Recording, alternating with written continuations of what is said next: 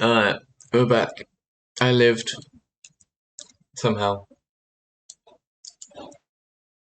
It should be fixed for now. I haven't that that's the second time that's ever happened to me. So a little bit concerning. Probably fine. I need to get everything back up now.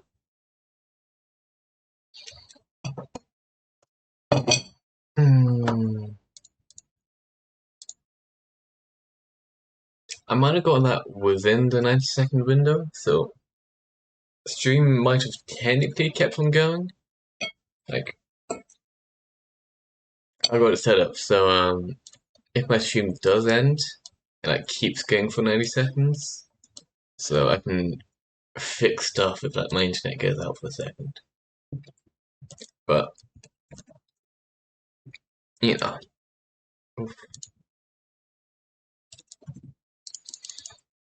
I gotta boot everything back up. Got Euro trucks in. I also don't think you're actually seeing half the stuff. Which, you know, very professional stream moment.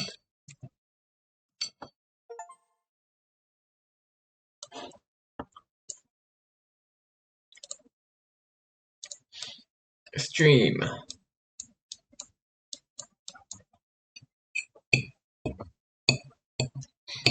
I'm also nearly out of pasta.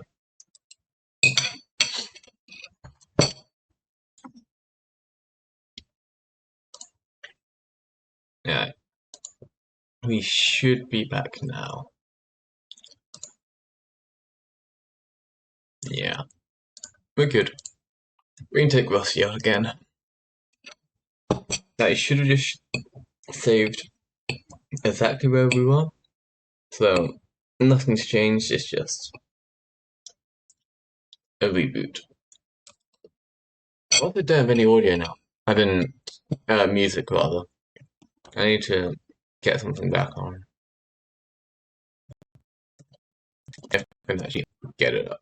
Actually.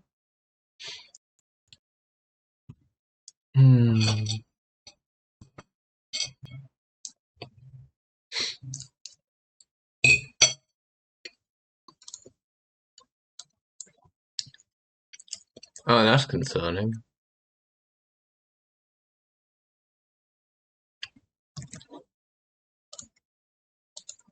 Okay, music first. I usually heartbound music because it's pretty good. There's a lot of it, and Mr. Private Software himself said it's a-okay to use. So, you know, it's gonna get wild with it.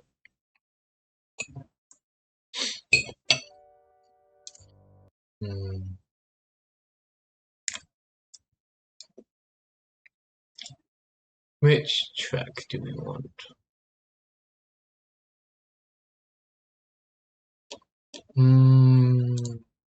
Nicane. That's good. I've got like 5 bits of pasta left. I'm gonna eat them before I do anything.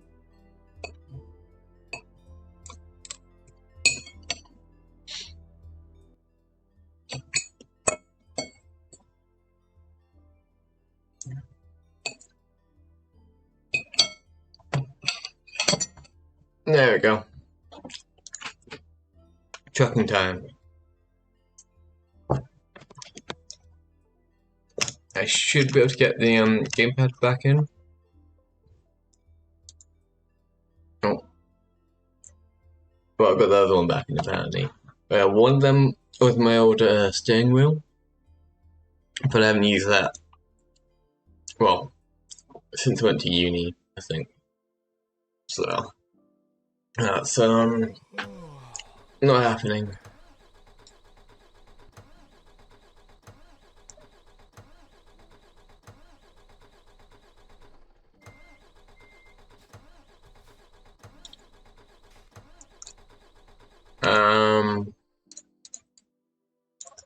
I'm noticing a slight problem. Oh no, we're good. I'm pretty sure the audio reset. I'm gonna fix that.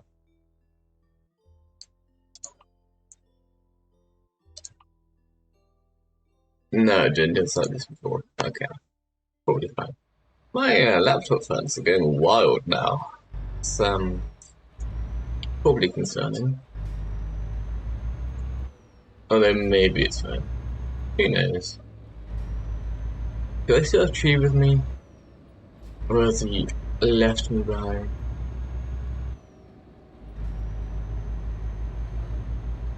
He might just have it like on a different tab. But, you know. I ought to get used to solo stream anyway, so. Like, I am solo, but like, last stream I had Danette, this stream, so far I've had Ray, like a Tree. Like, I'm not really solo, but I guess most streamers aren't anyway, so. Like, everyone has a chat. But we kind of gotta get used to not having a chat, I guess, in order to get good at streaming.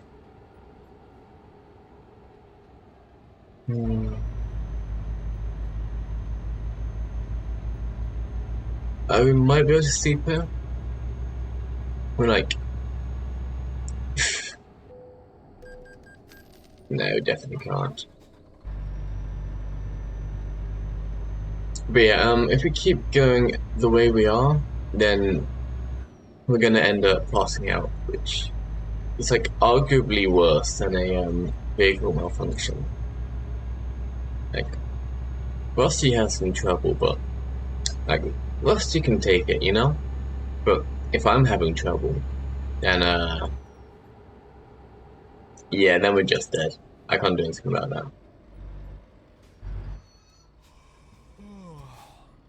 But I think you get like 4 or 5 warnings before you pass out. You've had like 1 or 2 at the moment, so we've got a little bit of time, but not much, not much. We do have Aberdeen here, so we should be able to see. I'm assuming they'll be like somewhere in the city for us, but who really knows?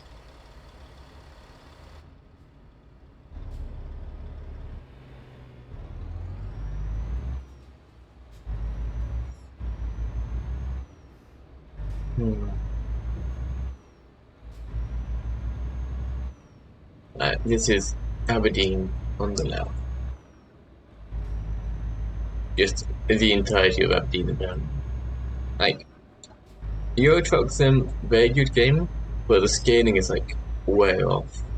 Yeah, Aberdeen's alright. It's like it's not far from where I'm living at the moment. It's like a little ways off. Like whenever I get the train between my parents' place and my place, it's always sleepy.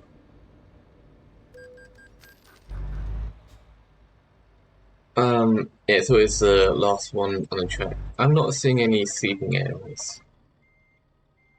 I'm not sure if I can actually see them on the map. I'm pretty sure I can't. Like, this is apparently just Aberdeen here, you know? So it's somewhere in here there'll be a sleeping spot. Yeah. We're gonna take that one, so not taking a job yet. We're gonna go drive to the sleeping spot and then sleep, and then we'll take the job.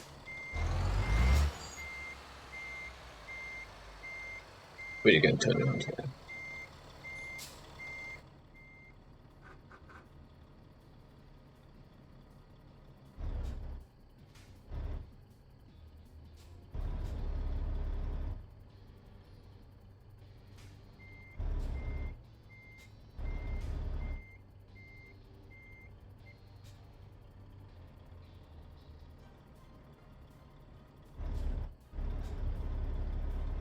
You know, truck's always better at turning than you expect.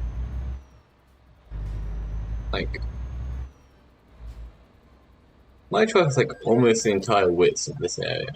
I'm also gonna check whether my power mode's the wrong setting. Because like, my fan's like actually going off right now. You can probably hear it. I do have noise cancellation now, so maybe it's okay, but no, apparently we just like this now, which hopefully you can't hear it. Probably fine. Might not be. Ah well. Alright, we're going left, and then next left should be a sleeping spot.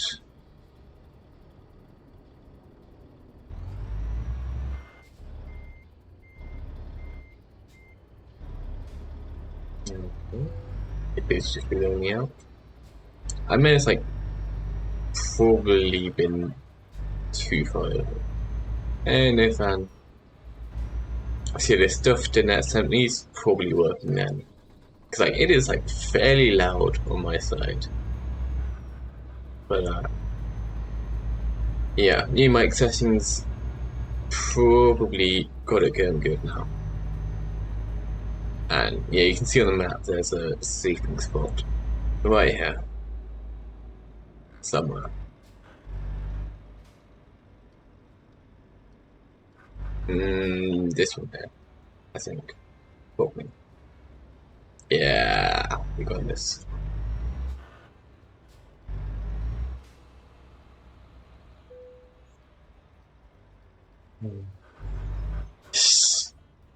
Yeah, maybe it's just blending with engine sounds. I mean, Rusty's like loud enough for it. Like Rusty, she's a great truck, but you know, she has a couple problems here and there.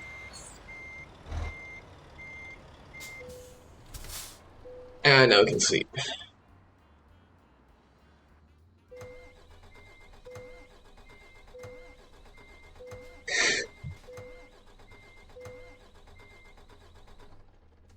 Yeah, I'm on Rusty.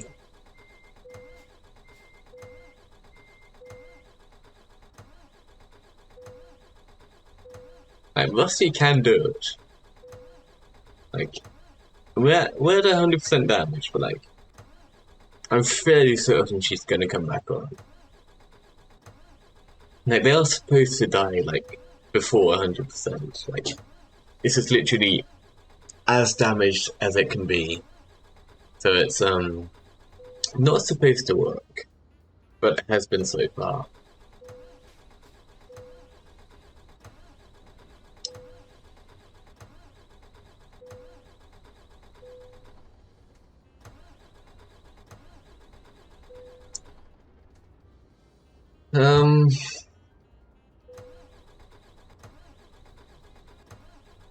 No, I'm sensing like, oh no, we're fine, we're fine. See, Rusty, she ain't got any problems at all, you know? She is a perfectly good truck. Insulted anyone might ever think differently, you know? We love Rusty.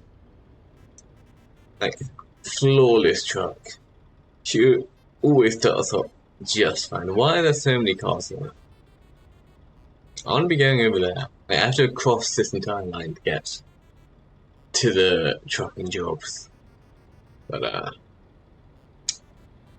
mean, I might be able to, like, squeeze through, but I think we just have to wait here.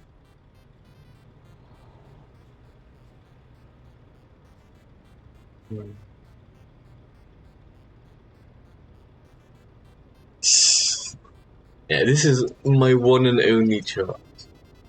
Like, she was a real cheap one. She was a second hand. She wasn't even like the best truck available. There were like multiple trucks, but like I liked the way that this one looked. I can probably show you actually. Yeah. It's like there was an objectively better truck, but it was like kind of ugly. And I like the color on this one anyway. It's like,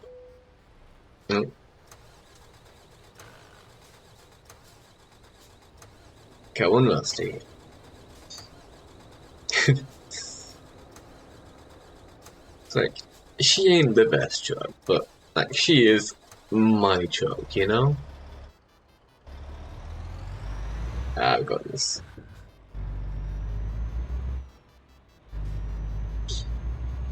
Like, Rusty is the entire backbone of my operation here.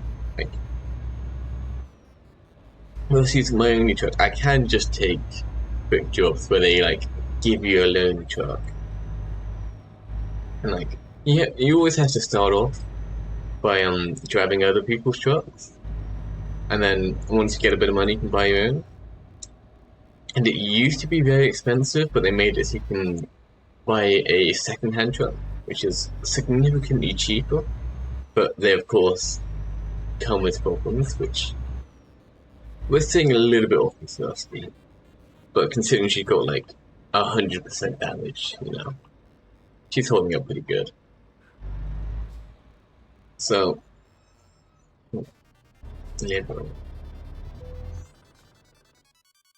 But yeah, if you're doing your own truck, you get like twice as much money, which is a lot better. Like, what do we got? Go to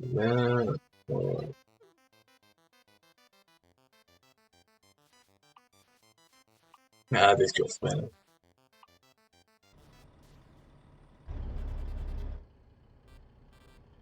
But yeah, like, by having Rusty, like, Rusty only costs like, what, about 20 grand, something like that? Which is actually really cheap for a truck. Like, Rusty was a real cheap one. And I did get it immediately after the discount trucks update. But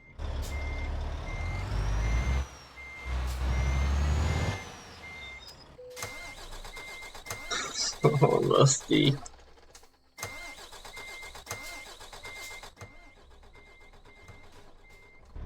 Oh, there you go.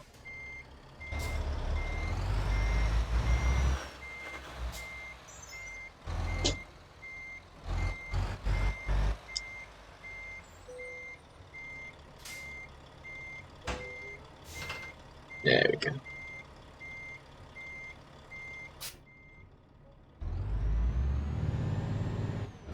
Alright, Rusty is working. First job of the day. Like, the jobs do take a while, so I'm not sure how many we're gonna do. It might just be one, probably two. But this one's only in Britain.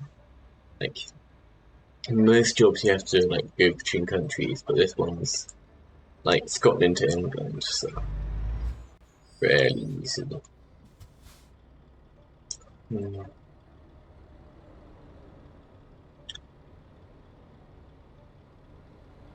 I hate waiting for these.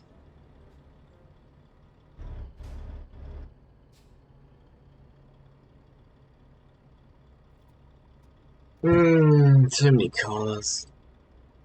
We just have to sit here till all these cars come through. Like, once you're like out and about, it's fairly easy to get around, but like actually getting onto the road and off can be a bit of a hassle. It's definitely easier at nighttime. There's like at nighttime there's still loads of trucks, but you don't get all these like individual cars. Yeah, well, you're fine, buddy. I like scaring the bus driver a little bit.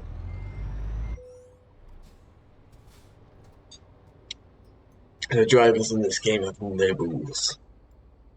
Although, saying that, their movement does scale with your own. It's like sometimes I'll be going like 90 down the motorway, and I'll just get overtaken by some random car. It's like, buddy, I'm doing like 20 or 30 over the speed limit. Like,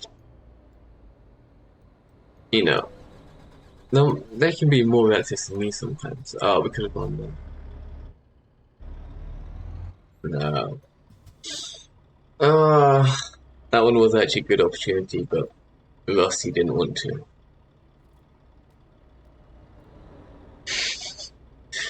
I'm just taking this one. It's good enough for us. That guy might get a little bit of trouble. We're probably fine.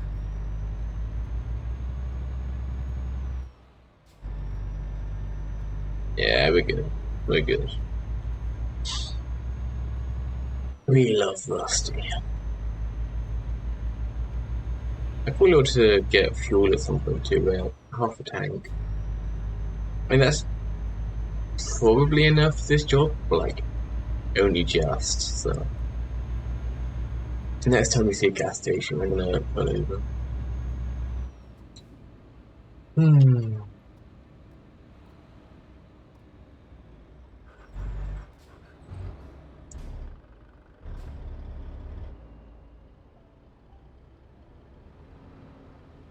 Now I'll take this one. What? That was their fault.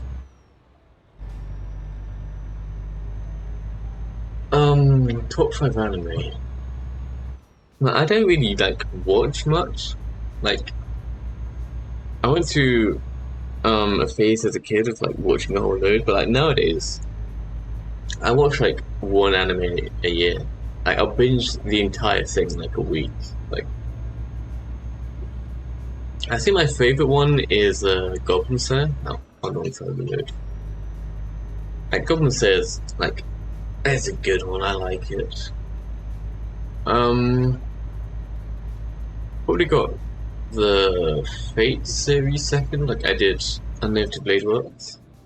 That's like a decent show. And that's probably all I can think of at the moment. But, like,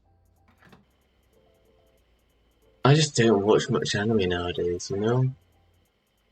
You know, this is like Friday Film Night Corporation. Like, we should be watching this stuff. Like, Wally first, of course, but then after that, you gotta like show me some new anime.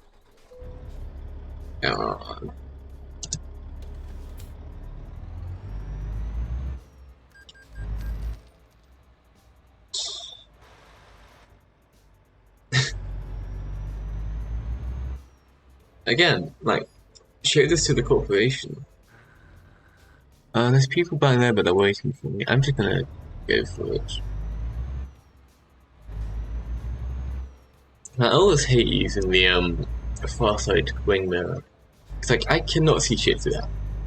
Like, this happens in like real life too. Like, I'm really good with the rear view and the driver side mirror, but for some reason, I've always struggled with the far side mirror. Like, yeah, if I can avoid using that mirror, I 100% will. Like, I'm so bad with it. I don't even know why. Like, no one else seems to have issues with it. You just like, I just cannot do that mirror. It's like very small and very detailed. You know? I don't know what I'm doing with it. But yeah. Like, it's Friday today. Are you free later? We can watch Wadi. I've never even heard of arcade gamer for boob.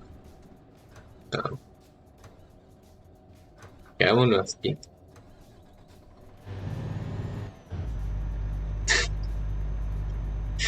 Okay. Maybe not quite that one. Like,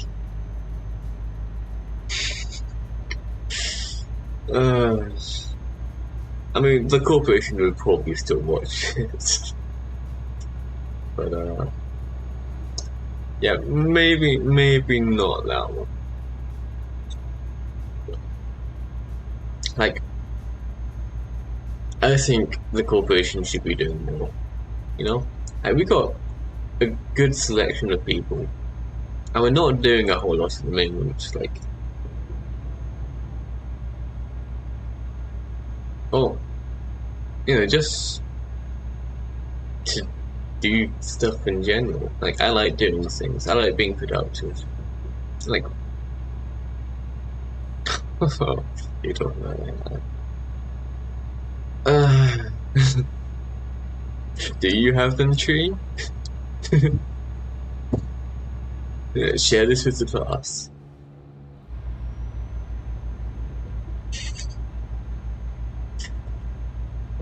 Oh no.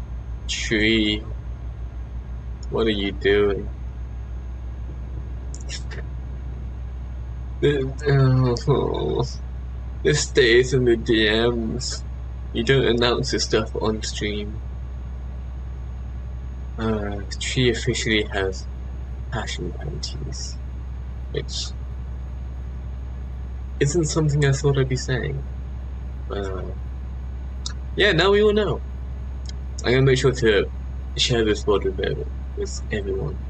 I want someone to clip that. Nah, you're fine.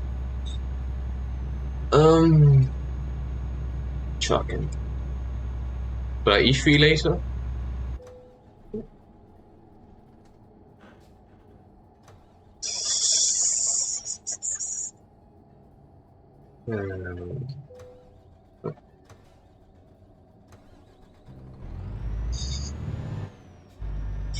You're a weird guy, Tree. You're a weird guy.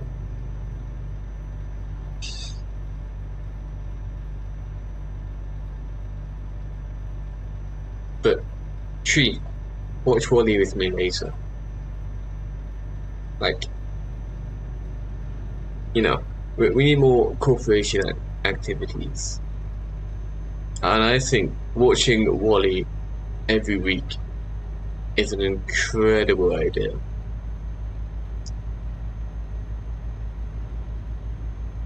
Yeah, it's probably still not quite the right man for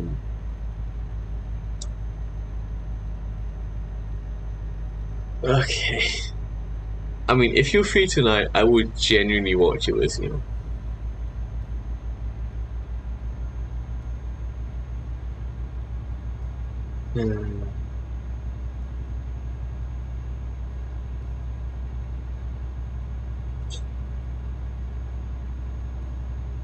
He's a weird guy.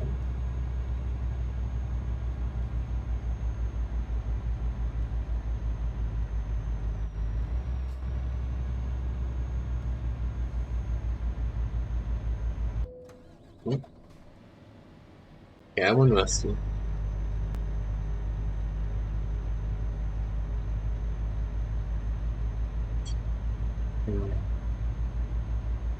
How long have I been going for? When I rebooted, I didn't arrange stuff properly, so I probably could change it, but I'll wait for the next natural tab out. Because I have to pause the stream every time I'm checking stuff, which isn't great, but you know.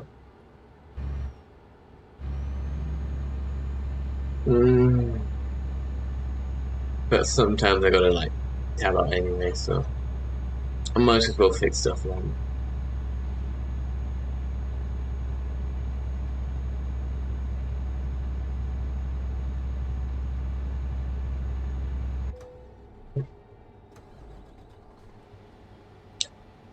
Rusty got issues. Rusty has got issues.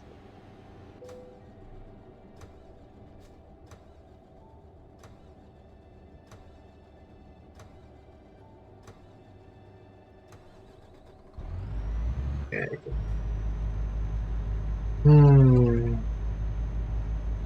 Yeah, I might do games by morning, so it's if we are making a proper demo of game ideas before we show the corporation, then I probably ought to get it done either today or tomorrow. Otherwise, it's never gonna get around to it. The coding for it should be fairly easy, you know? I've already done most of it. I need to give the enemies a basic AI.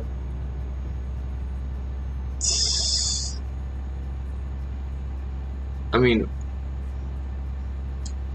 we have alternative methods of getting content. But, I mean, I haven't had a disk drive in like, well, I don't think my last PC had one. Like, when I went to university, I switched to a laptop just because I needed to like take my stuff into lectures with me, which actually didn't happen as often as I thought it would. But yeah, I've been using laptop for the last 3 years, and probably will for the foreseeable future. But if I'm going overseas to like Thailand and Japan, places like that, like I probably shouldn't be taking an entire desktop with me to that stuff. Like, so I'm probably gonna just keep using this laptop for a while. It's not even like a bad laptop. Like, the fans have issues every year or so, but like, I know enough about tech to like open it up, clean it out. Cleaning fans, really not a big deal. Like, replacing laptop fans would be quite a bit more difficult, but like, if you're like just doing basic maintenance, even just like once a year, all this stuff will like, it's gonna last a lot longer. Like, what am I seeing on the map? That's like the biggest road I've ever seen on the road. It might just be I'm used to seeing it with the red line on it. No, that feels very big. Maybe that's like 6 lanes wide, maybe 8. I don't know. Or 8 if you're counting hard shoulder.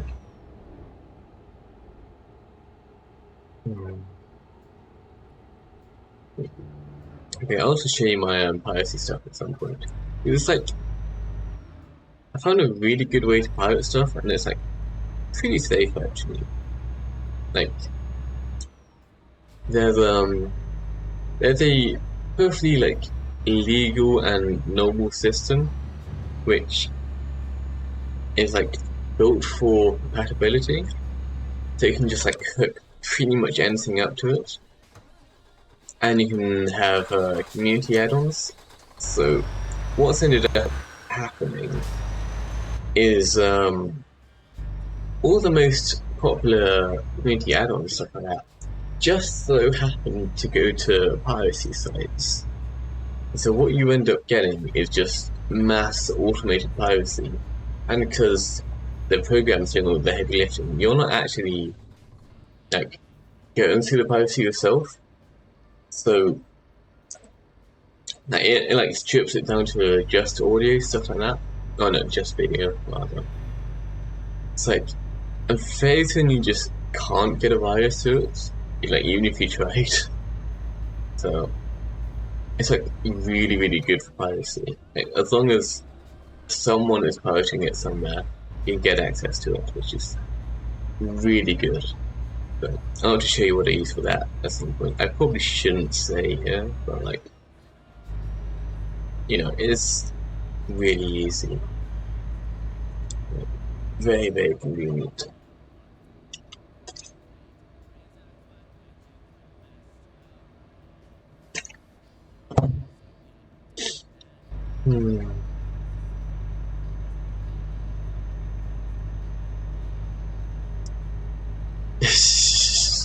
Yeah, people are gonna love your piracy.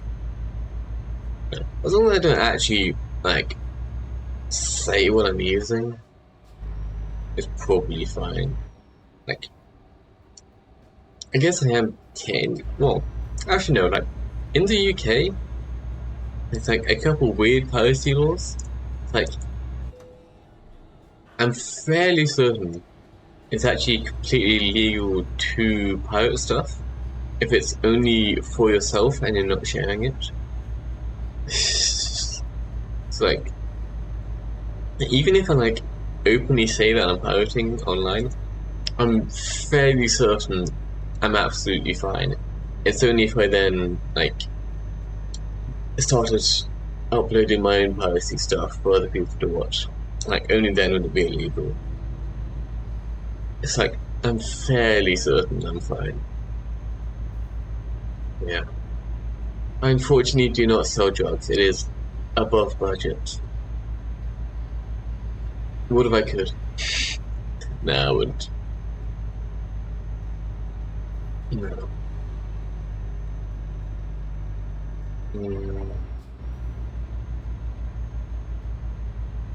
And at some point, I still need to like do the whole beating up drug addicts plan. Like, I live in like a semi-dodgy area. It's like it's not bad, but like if I intentionally went for it, I'm fairly certain it would be fairly easy to get someone to try to rob me. It's like if I just do that, and like chances are it's gonna be someone like hooked up on drugs. What is this? I have to get. There we go. It's like I'm fairly certain that I could get someone who's like really weak and like has a lot of issues to try to fight me, or at least try to rob me, something like that. And then at that point, I can just like in self-defense beat them up, and like it would be like very low risk for me. It's like they're gonna be like if they're at the point where they're gonna be robbing someone in the area that I live, they are like 99% chance a drug addict. It's like that's just like easy pickings for me. So if I want to like practice fighting and something like that, like perfect opportunity for it, you know? I just need to actually start like getting around the bad side of town at night kind of thing. But I've had people approach me and like I've always talked my way out of it. But I'm fairly certain at least a couple of them were gonna rob me if I didn't know how to talk my way out of problems. Like I know how to get myself out of a bad situation without violence, but at some point I probably also ought to practice doing it with violence, because like if I keep hanging around in like bad side of town, like eventually someone's gonna cause trouble for me that I can't talk my way out of, or gonna have problems, something like that. I probably ought to learn how to deal with stuff like that, you know? It also appears that YouTube has autoplayed onto something, and I have no idea what it is, or to check it's not copyrighted. So, that's a slight concern. Apparently that's just started playing random stuff. Doing memory merge, apparently. I also don't even know if you can hear it, like, it's like fairly quiet in the background. And the truck, like, old Rusty, very loud, very loud. Yeah, that should be fine now. Yeah.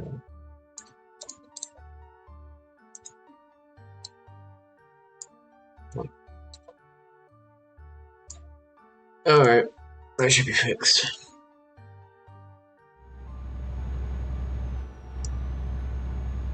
Yeah. If I'm gonna learn how to fight, like, I have a pretty good, like, opportunity. Yeah, I had a very quiet fun, the truck's very loud, so, you know.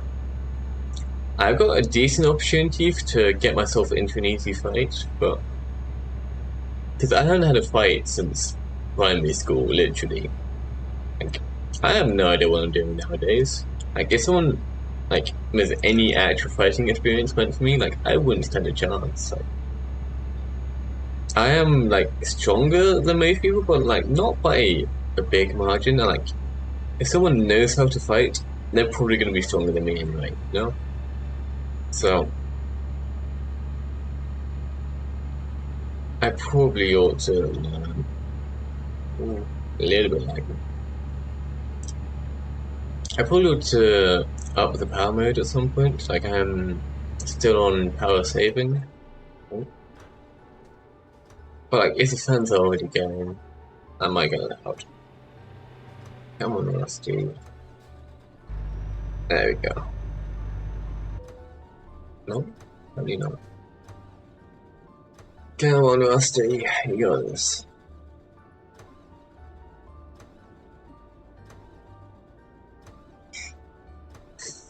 Oh, she's a perfect truck.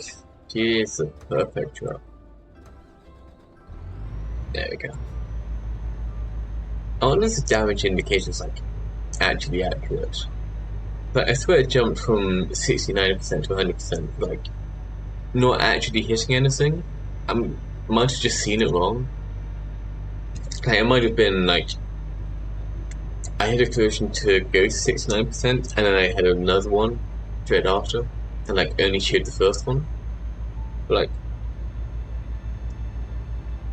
the truck should theoretically be totaled by now. And it ain't. And it's like I don't know why it isn't. I'm not complaining, but like this truck should be completely dead. So I'm wondering if the damage indicator is like lying to me. Oh, someone got hit there.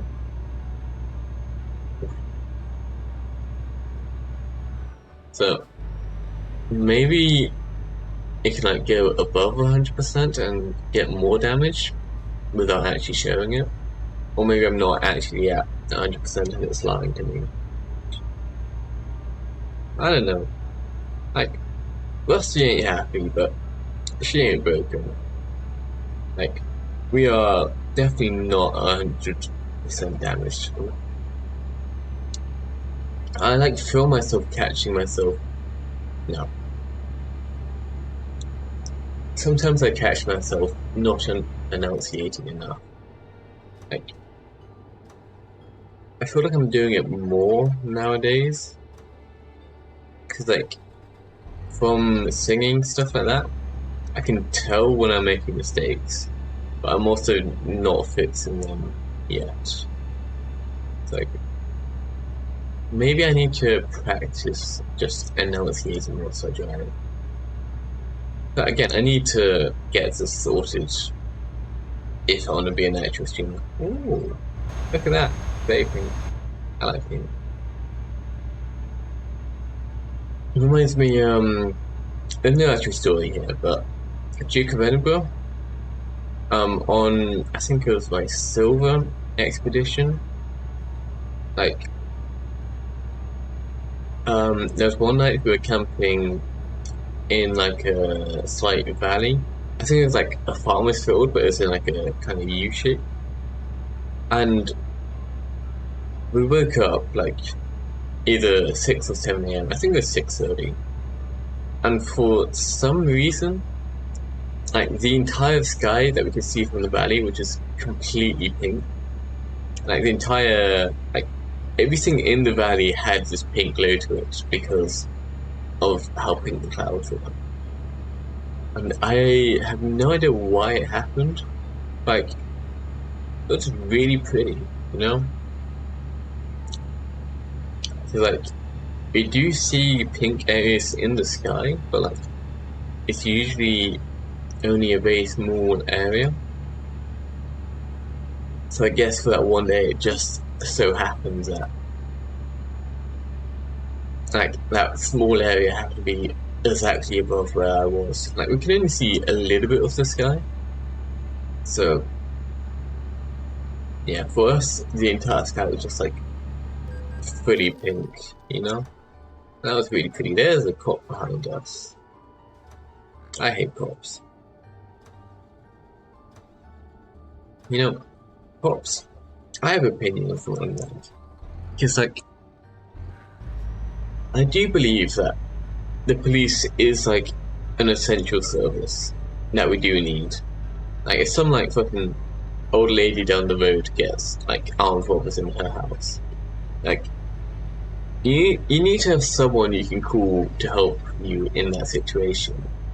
It's like, I think it is necessary and, like, important, But at the same time, what I really don't like is like having cops just like patrolling around in the streets kind of thing. Like, because like you look like firefighters. If you have a fire, then you call the firefighters. They come over, they put out the fire, they go away. This is like perfect system for the firefighters.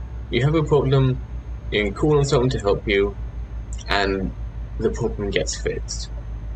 Nice and easy. But with cops, for some reason, like they're the only emergency service which like actively patrols around and like polices you even when there's like no one calling them for help. Like you don't like fall in the park and like have a bunch of like have an ambulance pull up and like start aggressively treating your wounds kind of thing. And you wouldn't want that either. Like I feel like the police shouldn't do anything unless they get called kind of thing. Like because there are times where you would like genuinely need them, but most of what the cops do is like no civilian actually called them in or anything. It's like entirely unnecessary for them to be there, and I don't know why they do it. Like, you think it would be easier for everyone for them to just not do anything unless they're being called? Like, you know, does that make sense? Like, it makes sense to me. Like, why have an emergency service which continues to like act and enforce stuff even when there's no emergency and no one calling them in? Like, oh, there's a hot air balloon. Very pretty. It's also like very dark. I'm not gonna be able to see anything.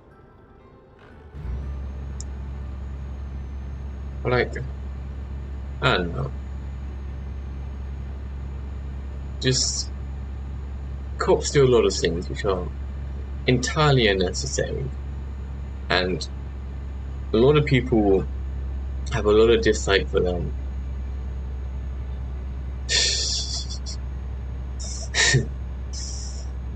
Like, a lot of people have a lot of dislike for them because they act when no one wants them to. Like, yeah, it's annoying if someone goes past you like 10 over the limit when you're driving, but do I want that person to like actively have a cop go after them and stop them? Like, yeah, it's kind of cool, but like, I'd much rather just not have to deal with cops at all than to have someone doing that. One person. Yeah. Like, if you were getting robbed and there was a cop there, then you'd expect them to like have an option, like offer help.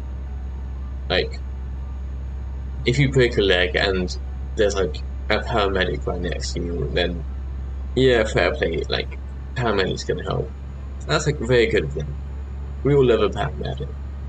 But like, if you tell the paramedic like, no, I don't want treatment, go away, then they will just go away. Like, if you don't want them there, they won't be there. But cops don't do that. If cops start doing something, like, the people who are actually like calling on them for help don't actually have any control over what they do. Like, they'll just like do random shit whenever they feel like it. And I think that's really dumb. Like, again, I think they are an important service, and it is like essential to have someone who you can call on for help. But like, that doesn't mean they need to be like actively monitoring you and like having patrols out to catch people doing crimes. Like, if no one reports a crime, like, does anyone actually care if it gets sorted? Like, surely, if it was a problem, someone would report it. And so if no one's reporting it, then it wouldn't be a problem, you know? Like, I just don't get why they act on their own. Like, they are an emergency service, not like someone constantly overlooking you. These lights are very weird. I don't think they're quite right. And they're like actively glowing. That's not how they're supposed to look. Yeah, that's interesting. I mean, it makes sense. I just don't like it. Like,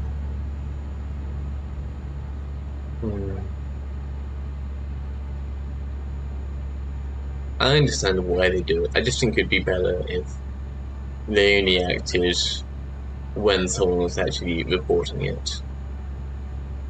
It's like they're supposed to be helping civilians, not just law. I don't know. I'd rather not have enough authority than have too much.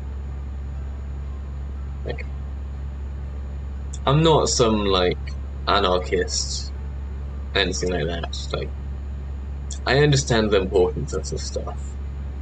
I just don't think it's handled very well.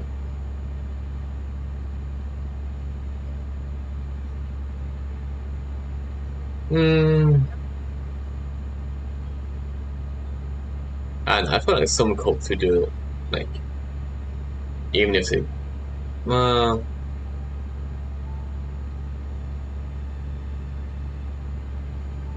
I think people should be allowed a little bit of crime. Like, if they're not causing problems for other people, I don't think a crime is bad. Like, there's a lot of situations where you have a crime, but it's like only really a crime because like technicalities and stuff. Like, if you have some like, if you have like a really long empty road with like really good visibility and like you can see when someone's coming and there's like you're doing it at a really quiet time. Like, I think someone should be able to go like double the speed limit on that. Like, they'd probably end up killing themselves, but you know, like, I'd rather people have the option to do dumb stuff like that than to always be forced to not do it. Like, now I feel like the default should be no enforcement, and then if there's a problem, then you get enforcement. I might crash. Honestly, that's their fault. Yeah, fine. No.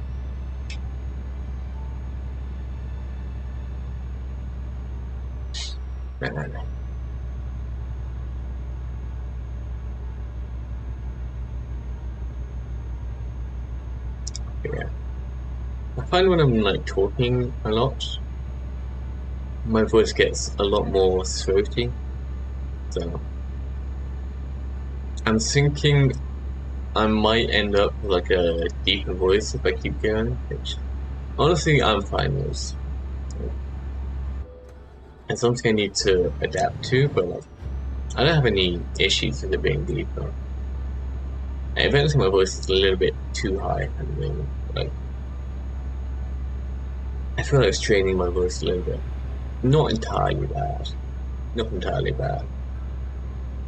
I just need to. Oh.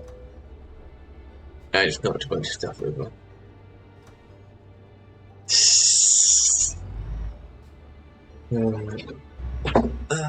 That's what I meant. No, maybe I'll stick to sounding like a guy. Even if you want to sound like a girl.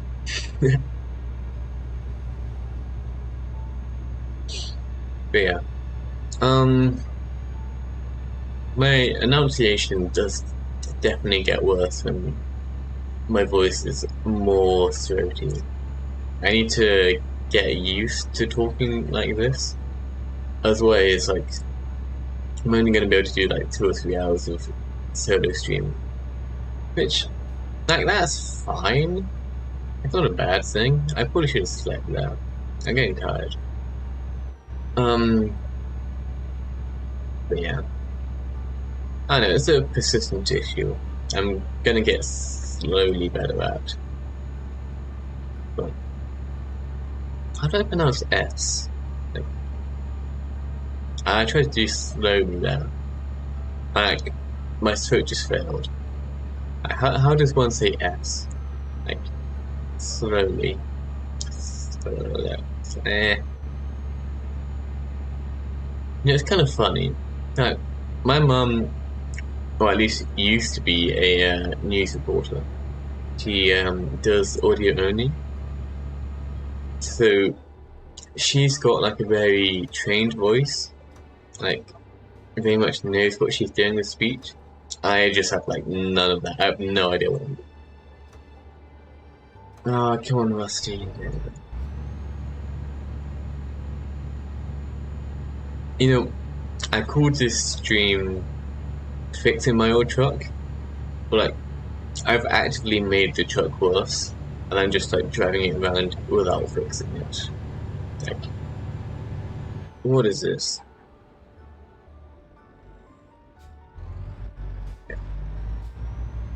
Almost crashed. I had like a similar accident on the head-on. Am I just driving here? I don't really see an issue here. I mean, this lane definitely wasn't closed. And they clearly stood 2 on the right, but there's like nothing else there.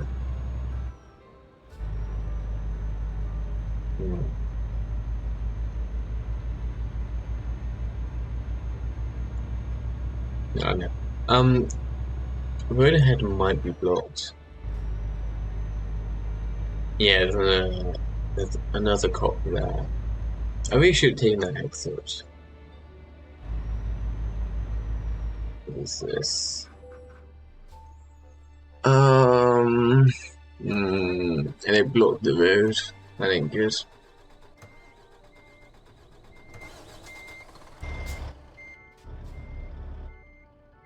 I could go around them, but that's probably a really bad idea. And this is like probably fine as is. As is. I don't have to do S for my social settings.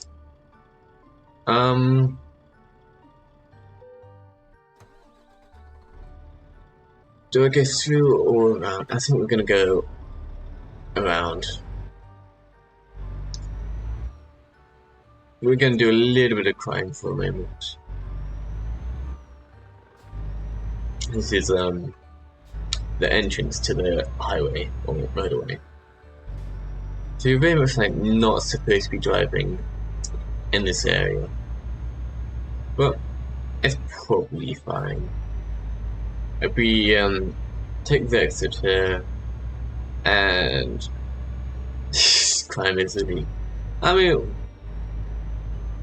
the alternative is like sitting there for like multiple hours, which we're not going to do. So we either have to go through the blockade. There are people on that road now.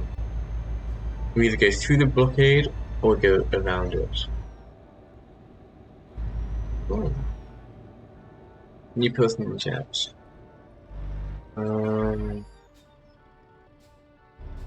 What are we doing here? We want to be over on that side of the road.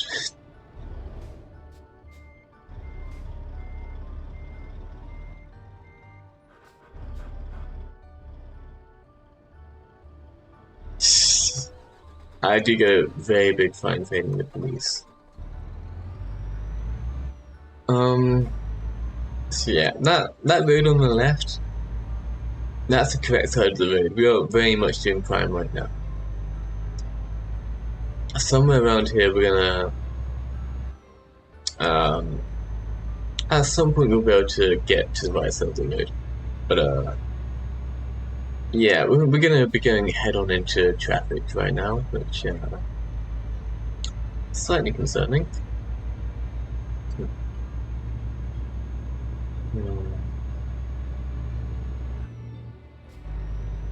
Hmm. I mean, I'm doing pretty good. I don't know about Tree. I think Tree's probably like just woken up before this stream. He kept me up late last night, and he definitely like slept later than I did. And I woke up 40 minutes before the stream started. It's like I was like a little bit late to this one, but that's like kind of normal for me at this point. Yeah.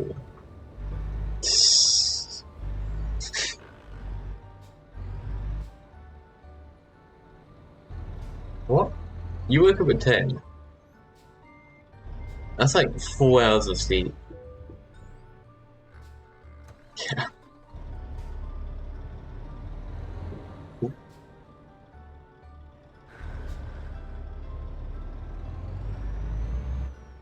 Yeah, you ought to be sleeping, Tree. Yeah, one last thing. You got this. Push through.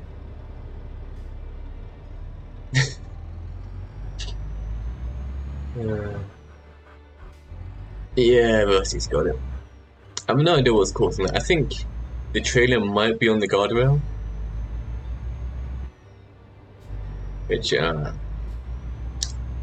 not ideal.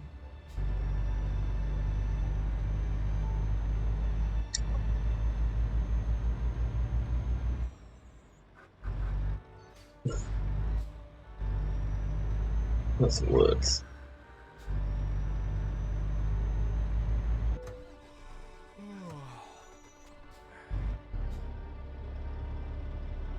Hmm.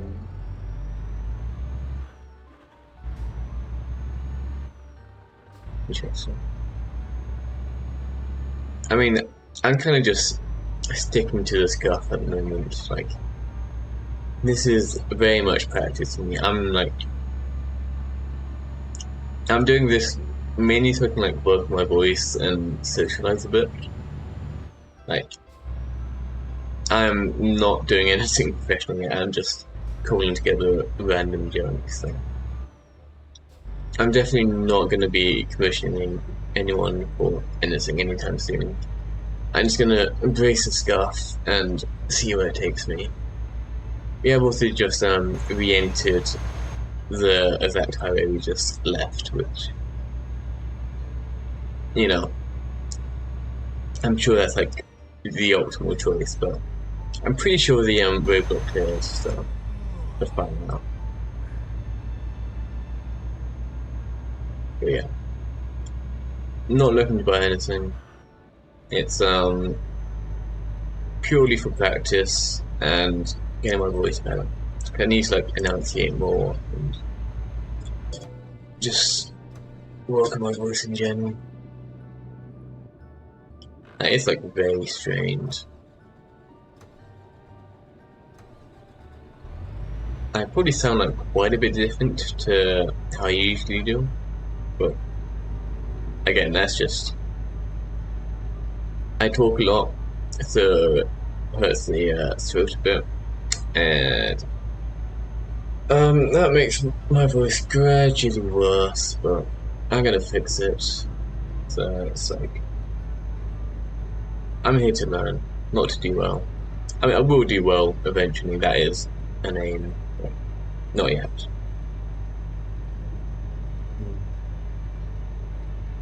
I'm gonna take this service exit. It's steep.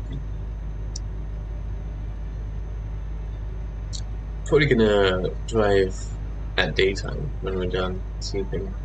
It's like 1 a.m. in game at the moment, so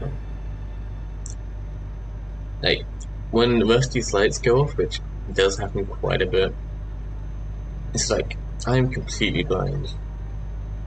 I can see like here, if it went off, I'd be able to see the road markings, but like that's about all I can see, you know? Alright, we're putting it over here.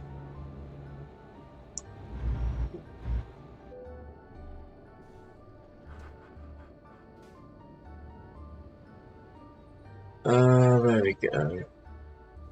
Got fuel. We probably need to get fuel.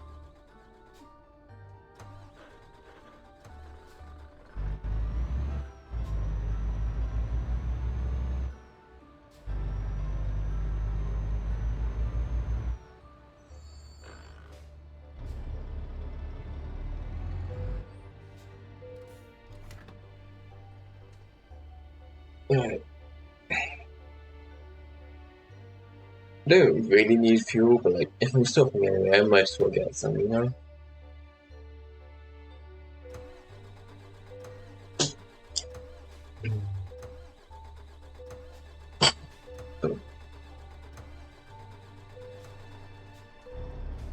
Yeah, I'm pretty sure like I was just here to sell stuff. I can't blame him, but like I'm definitely not looking to buy, so you know.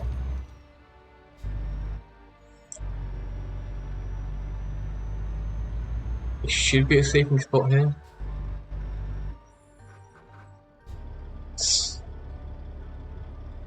Okay. I mean I don't think I'm looking to buy anything, but you know. If I do, I'll check you out. Mm.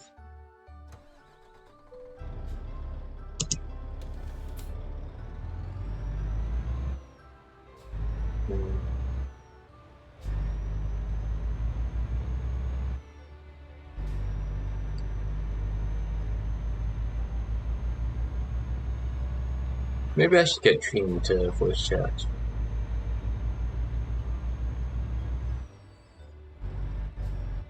Are they letting me out? Yes, they are. Like, sometimes they let you out, sometimes they don't. So I usually stop first and like check if they're gonna. And if they do, then it makes my job a lot easier.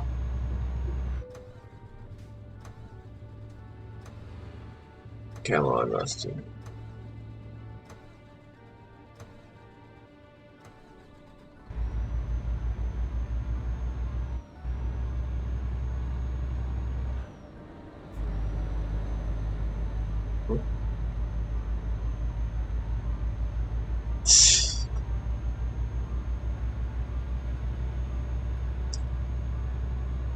Yeah, I'm only just thinking my voice probably gonna get increasingly scuffed. It's like the last solo stream was like 3 hours, which compared to my other streams is like fairly short. Like, it's not a bad stream, but like I don't know. Maybe I'll just like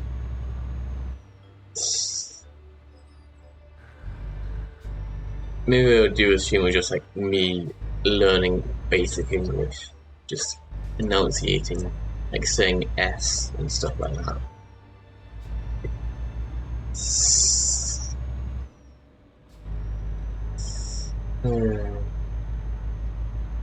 I do be driving.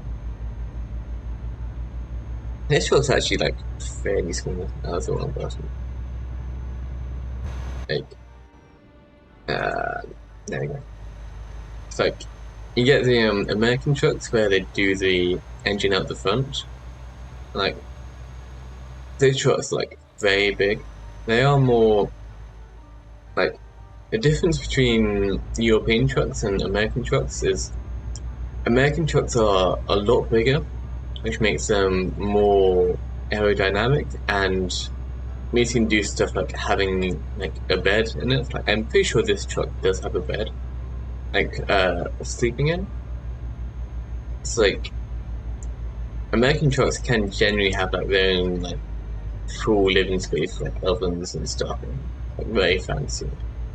It's like the American stuff is built for like high speed, long distance with lots of comfort. Because like they got to go a long way. They have like a lot longer, straighter highways, kind of thing. I would industry. So they end up with just very long comfort trucks. But then you get to the European ones, and like we go much shorter distances, so we don't need living spaces. Like you can drive across the entire country in a single day. It's like you don't need a bed in your truck because you can just keep driving, you know.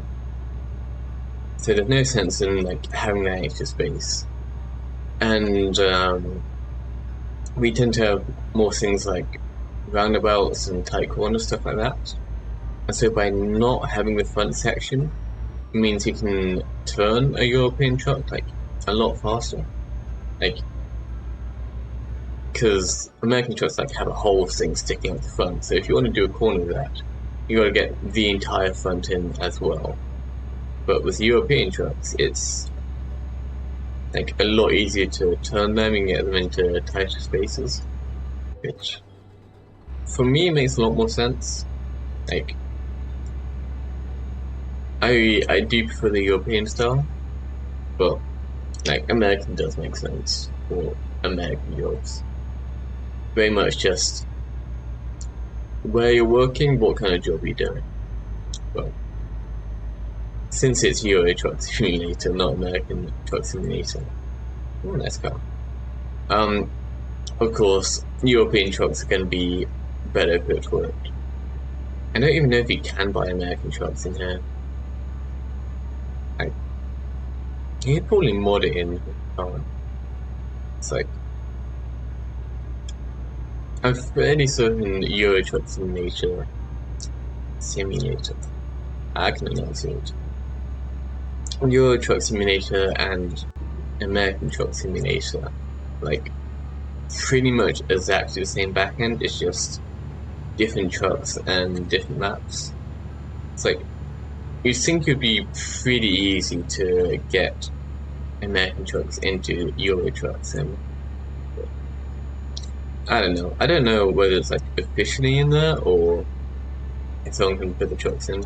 But it'd be like kind of a dodgy mod, because like that'd probably pull from the like official American Truck Simulator trucks, which that is a train. I've never seen that before. It's like I don't think you could mod in the official content because that's like very much copyrighted and like intellectual property. I have never seen this before. This is real fancy.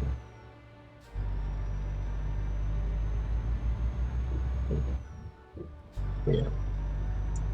There's probably some like off-brand American trucks you can get.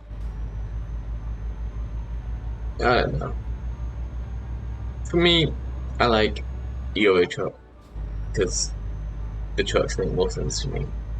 More like specialized for what I do, which is mostly just crashing. You know, it's fun.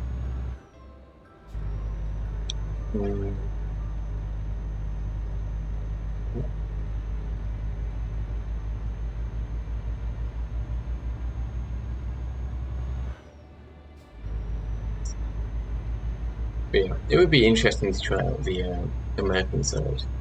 But it's basically the same game, but like trying out the new trucks would be interesting. Maybe next time it goes on offer, I'll grab it. But they do get pretty big offers.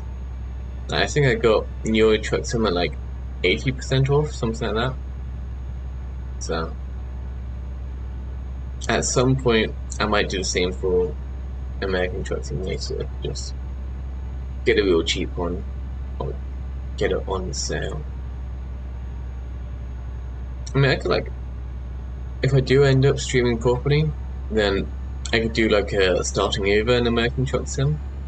Like I've already got a decent save file going in Euro Truck. Or like, because I'm buying my own trucks. Like I own this truck. This is my truck. We love Rusty. It may be like one of the worst trucks you can have, but it is undoubtedly a truck, and it is mine. But like that means I have like I'm already like a decent part into setting this stuff up. Like, if I wanted to, I probably could like hire a driver and do an actual company stuff. But for now, it's like just me driving on my truck. But if I switch to American Truck Sim, I have to start over from the start. And I could get the like realistic economy mod. It's like Euro Truck Sim is of course like not particularly accurate to the real world version. I have played Pineapple Abuse. Pretty fun game actually, but I feel like once you've like been through it once, there's like not a lot left to add. Yeah, great game.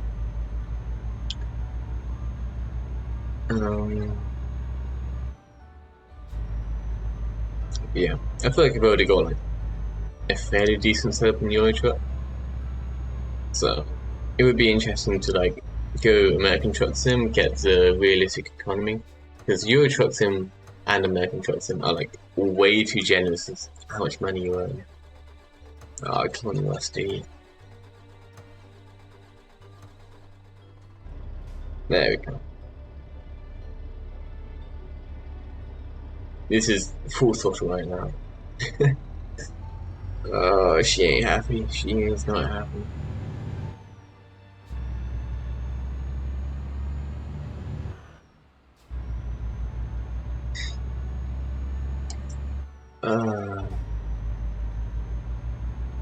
Yeah.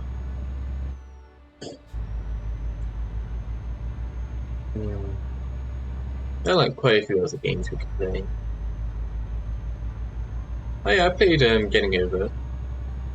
Like, first time I played Getting Over It, I think I beat it. I think it was like just under 3 hours for my first beating. Well, first time I beat the game. It's like, it's easier than I expected. But there are like people like streaming it, taking like entire days to complete it. But like, for me, I mean, I do have the advantage of like seeing other people play it first. So,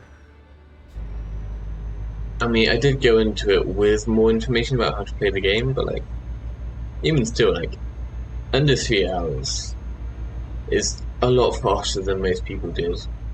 So, but I mean, I am an engineer, so the physics-based puzzle game is like fairly, like, I'm fairly well equipped for it. You know, like my brain is already set up for that kind of game. With that trucks.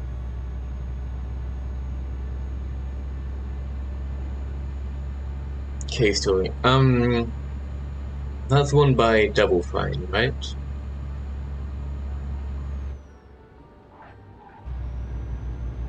Yeah, same people that made Psychonauts.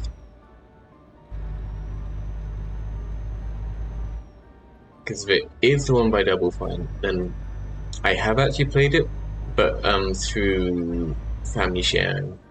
So I don't own it, but I think I have played it, if it's the one I'm thinking of. I mean, it's been like years since I did play that game, so I could replay it, and I could probably still have fun with it.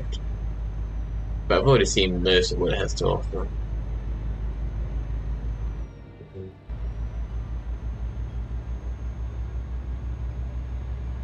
Yeah, it was a decent game, just like I've already done it kind of thing. I can go back.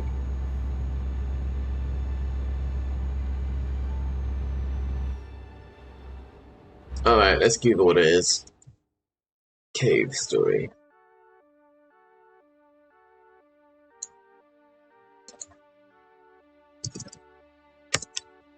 Okay, if it's not the one by Double Fine, I don't think I know it. Yeah, I don't recognize this. This is what I'm getting. But yeah, I haven't seen this at all before. This is new to me. We could play it.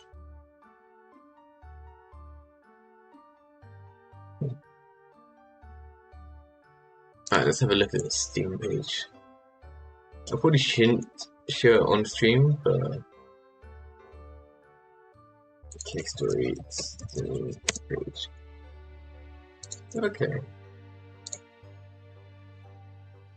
There's Case Story Plus on Steam. I assume that's the same thing. Like 10 quid? I don't have a Switch. I could probably emulate it, but if I'm emulating, then I'm probably gonna have to pirate Switch.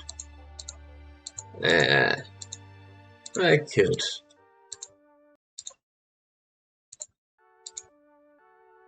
Well, usually better to buy legitimate from at least indie.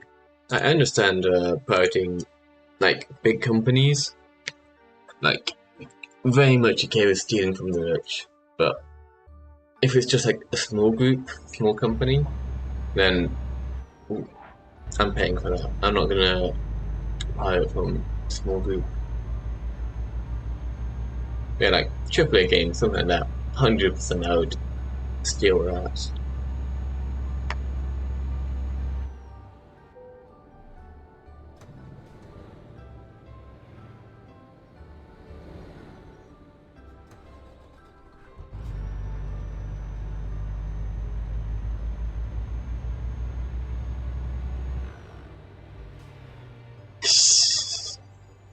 I could buy some Steam and then acquire the Switch. That is an option.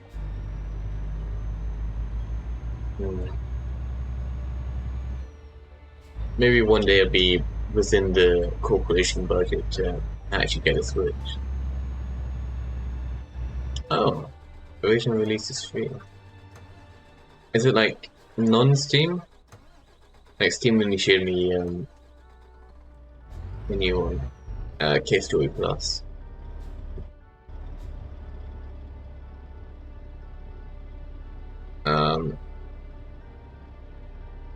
Okay. Slight problem. Rusty does not have the engine power to get out of it.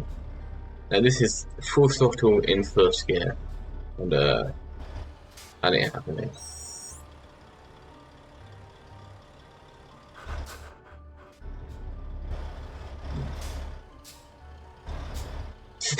The person behind us is like they're getting toast for today. So if I get us going sideways here, then I should be able to get a little bit of speed up, which will give us the revs, which hopefully will have enough power to actually, like once the engine is revved up, actually get us uphill. But there we go. Yeah, you see, I know what I'm doing. I am a professional truck. You see that guy? Jeez. He almost gets himself killed behind me, and then he pulls that move. Yeah, he's got some balls, I'll give him that. But, yeah. It's the same sort of thing as in sailing, like, you can't sail directly into the wind, but you can, like, go like a 20-30 degree angle, like, perpendicular to it. My engine has failed.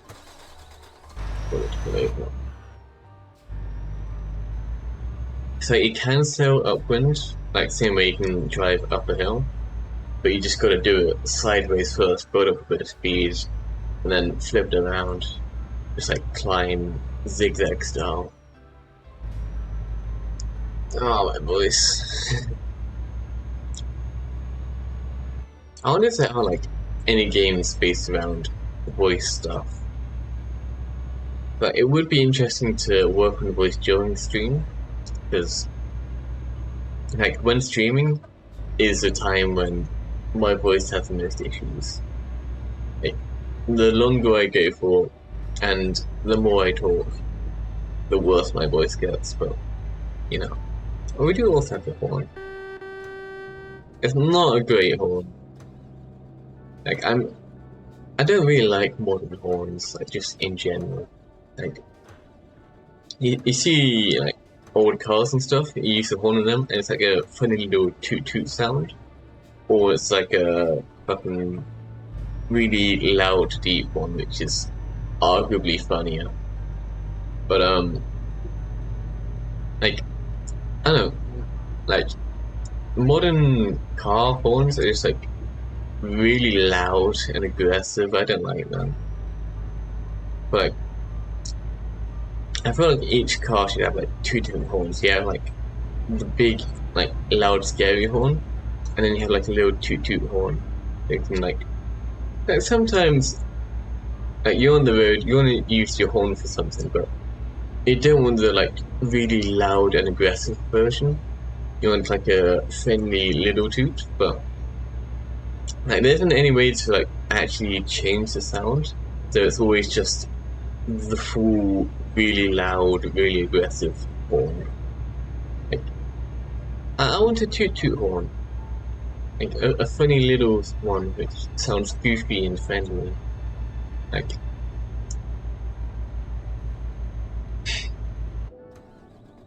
you can flash lights. I mean that's what I did back when I was driving. I shouldn't be there. Professional driver.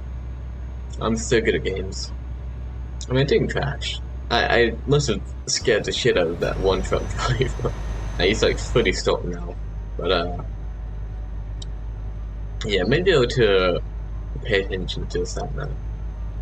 I almost just killed a man. But yeah, when I was driving, I'm genuinely not sure I've ever used the horn like on an actual road. I've done it like Ross Park and stuff, but like if I have a problem on the road, like I just like I slow down and like I deal with it normally, rather than like doing horn stuff. Like my initial response is always like just deal with it, get out of the way, like make it safe, rather than letting the other person know that something's gone wrong. Like I had some people do some really dumb shit when I was learning to drive. Like worth mentioning, last time I drove was actually in my driving test, because insurance is like really expensive, and cars are like also quite expensive. Like the place I'm living at, it's like a 2-minute walk to get to Tesco Express, like the small one. Yeah, I'm not entirely sure that's on the theory test, but yeah, I actually did really well in the theory test. It was like super easy for me. But what was I saying? I've lost track of what I was saying. But yeah, it's a 2-minute walk to Tesco Express, like 5-minute round trip. If I'm going to like Tesco Extra, the big one, then that's like a half-hour walk to get there, half an hour back. It's like, and like, the train station's also like probably about 40 minutes away. Oh, that'll go arrive me. It's like there's like really no point in me having a car where I live. Like in my university, like I live directly across the road from my university. Like I can see from my window one of the buildings where most of my lectures were. This is our exit. It's like I just never had a reason to get a car. Like cars expensive, and like I mean the insurance is the main expensive thing. You in the UK you have to have insurance to drive, which I think is kind of bullshit. But you know, so I just never used a car. Like the only time I ever use a car is when I'm moving in or out of student accommodation, which happens twice a year. It's a long drive, but like 2 times a year is like not worth it for a car. Or like if I'm visiting my parents for Christmas, then like I would take the train like to the nearest station near them, and it's like a 20-minute drive from there. So again, like that's just not enough use to actually justify owning a car. So I haven't driven in like over 3 years now, but yeah. But when I was driving, like some people did some really dumb shit. Like I had one where it was like 2-lane road, like 1 lane going each direction, and like the entire oncoming traffic area was voice was like completely full up with cars. Like there's just a big queue. So I'm going down my side of the road, like someone who can like very clearly see me, see that I'm a learner driver, decides that this is the perfect opportunity to pull out from this big queue. Like, and they were like properly flooring it. They fully went for like down my side of the road, so I had to like pull over into the bike lane. And like I was a good enough driver at the time where I can do that safely and easily, but like if I was like in the early stages of learning to drive, like there's a very decent chance that one of us would have ended up crashing. But like there's like just a couple of things like that. Hold on. Look at the mini map, yeah. I think I missed it earlier at some point. I didn't even notice that. But yeah. I don't even need to do a U-turn.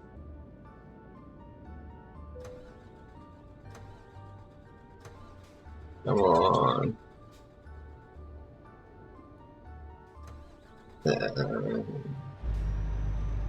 And the phone.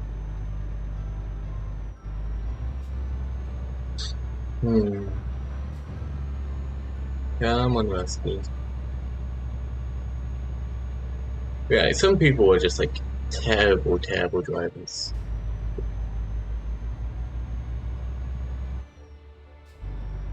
I feel like I should have crashed once. I mean, I did technically crash one time. I like backed up into a wall. I got rear-ended by a stone wall. It was hit and run. It's terrible. And I never even left the insurance behind either. Yeah. But I knew the person who owned that wall. So we're doing like there's a couple families who would share like drives to school.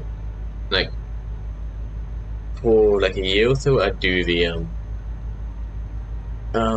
journeys into school. So I'd take like 3 families worth of children, well, me included, I guess, to the school. And it's like, oh, I got rusty. There we go. So yeah, it's just me driving on my own for a while. Wow. So many people did so many dumb things. It's kind of funny actually. In the first couple of years I was going to high school, a group of families got together and we figured out that hiring a taxi to take us to school was like genuinely cheaper than taking a bus. Like it was £2.80 for us to take the bus to school every day, like for each of us. And it's like I think 5 kids, that's like 10 quid a day.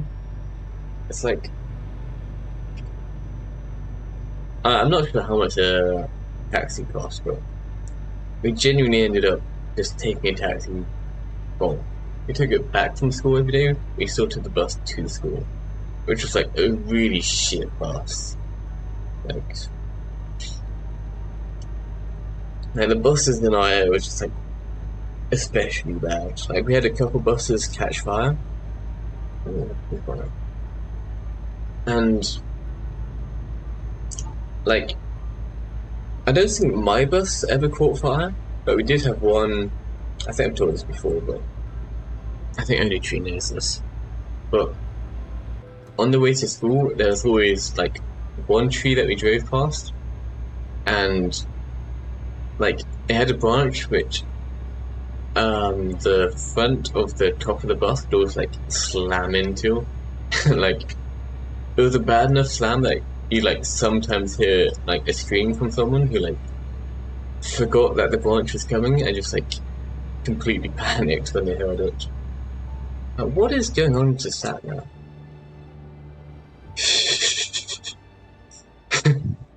Like this is the most confused sat nav I've ever seen. But like on one of the days where I wasn't on the bus, so they were doing the drive as normal. They hit the branch, and the branch actually like smashed the front window. Like it was safety glass, so when it breaks, it like breaks into like thousands of tiny pieces, like and like properly sharp too. It's like I of course wasn't there to see it, but from what I've heard, the people at the top front of the bus were like properly bleeding as a result of like getting all these shards of glass onto them. And you know, you think the bus driver would like do something about this. Now there were people telling them that like the mirror or the window had broken, kids were bleeding, and they just like didn't do anything about it. They just kept driving as normal. And so what ended up happening was the bus drove all the way to the school, and all these like bleeding children had to then go to like the school's reception, tell them what happened, and then the school sent them back home. Of course, it's like the buses we had were, like so shit. It's like half the time they didn't even turn up. Like every like month or two, you would hear about one of them like blowing up or like catching fire. It's like something just really really bad. And it's just like fairly common for them to break down. And like, you'd always eventually get to school, but you know, it was just always a bit of a shit show. I'm on the wrong side of the road. But you know, it's like, man, those buses were fucked up. When is my delivery due? Oh, we are actually late right now. Yeah. I was supposed to have this delivered like an hour ago. Oh, that is optimal. I probably should have checked the bouncing on the audio to see like how bad the truck is. But I'm looking at OBS now, and like apparently my desktop audio is like quite loud. Like I'm assuming you can all hear me fine. I'm not entirely certain now, but like no one's complained about it before, so I'm assuming it's fine. Tree would have told me if it wasn't.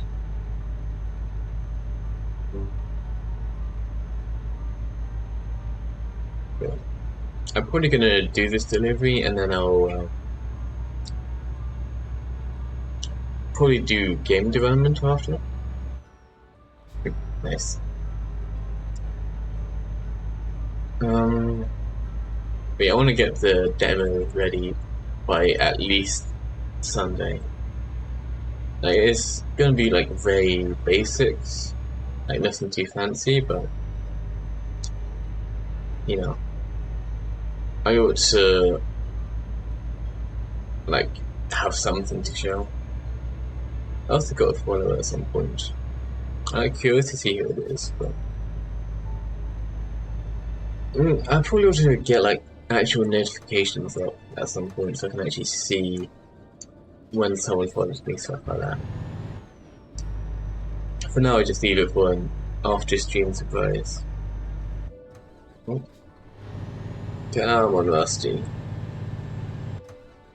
Damn, I'm rusty. Oh, this truck is so bad. But I love it. But yeah.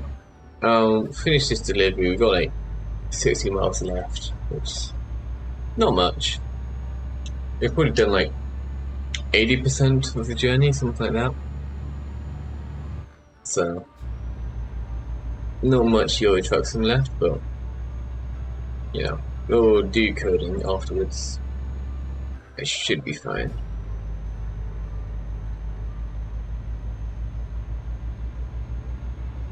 But most of it is like, from a code side, pretty much done. Like, I think the hardest part would be giving the enemies a basic AI. Like, I'm gonna make it like very simple. Like, you can do like some really complicated, like, I mean, AI might be the wrong word. Game AI. Like, I just need like the enemies to like walk around and attack their scripts. You can make really complicated, like give them actual pathfinding and stuff, but I think with what we're doing, I'm just gonna like make them walk directly towards the player, and like if they get stuck in an object, I'll make them jump, something like that, which should be fine. Like that's like already most of the code done, you know? Like the River City Guild setup is like very simple from a code perspective. Like I can do that no problem.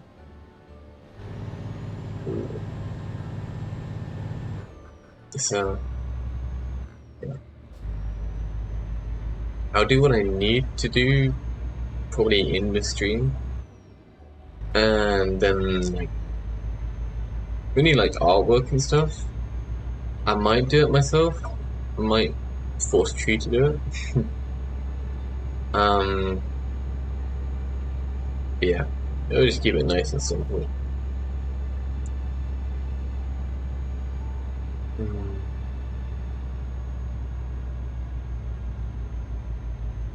Yeah. Like do this delivery, bit of coding, maybe artwork if I'm feeling fancy. And that'll be it for today. And then Sunday is the corporation stream. We love the corporation. Although I'm assuming my voice is actually going to hold up for it, which I'm not sure if it will, but it might. Like, I can feel the strain on my voice, but like, I don't know whether it's like bad strain. It's definitely not as bad as it was on the first solo stream, but I don't know. I don't know how long it's gonna hold for. So on the first solo stream, I had to deal with having done the. Come on, let's do. There we go. First solo stream, I had to deal with having done a 13-hour stream the day before with the corporation, and I had like karaoke and stuff like that. So my voice was like a lot worse then, which I mean, it's still not good now, but it's better than it was before. So maybe it's fine, maybe not. We'll see. I'll probably do like just coding no artwork, or like maybe just like really basic code. I'll do the health bar, I'll do enemy AI. I'm not sure how I'm gonna do the AI. Then it's probably gonna be single player. Oh, I could do double.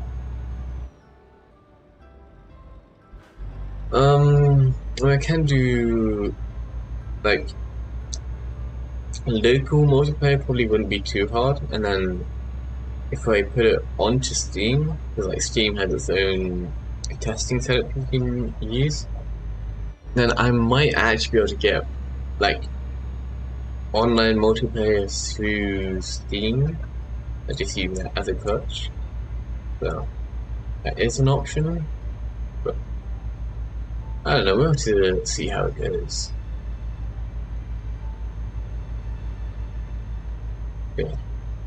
Like multiplayer on the demo would be quite fancy, but that does also put a bigger strain on code and like actually figuring out how multiplayer works on Steam.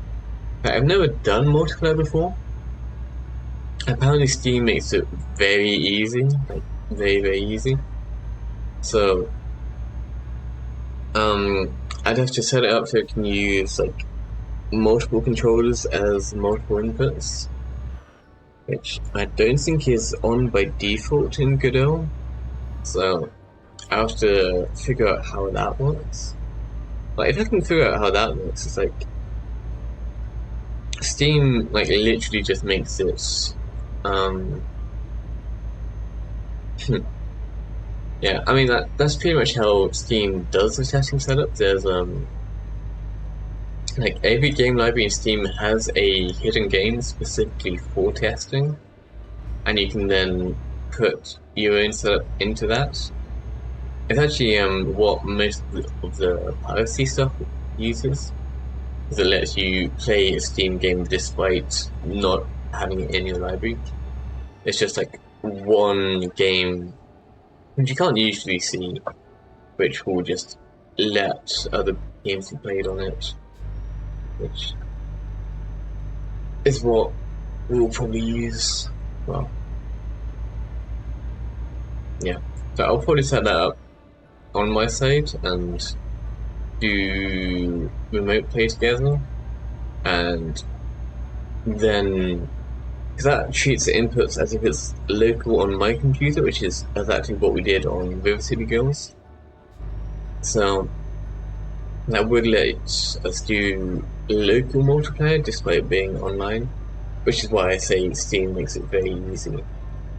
Like, I could use Steam service to do like true multiplayer, but I've never done that before, so it's probably like more than it should be for the demo. Like, oh, that's a nice car. And like, the final version would need a local multiplayer too, so the laptop will be a little bit junky now. But like, if it's gonna be in there anyway, I might as well just put the easy version in for now. And in the future, if I want to do online multiplayer, then I can figure out how Steam does it and do it like that. But, like, local multiplayer shouldn't be too hard. Like, I've never done it on Godot before, but you would assume like Godot should be very easily set up for it, you know? Come on, Nasty. Oh, we're just gonna go. There's a truck there that might be a little bit unhappy.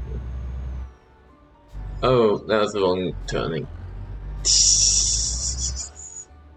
I saw the right hand turn on the minimap and I assumed it was this one, but no, we have to go to that thing there.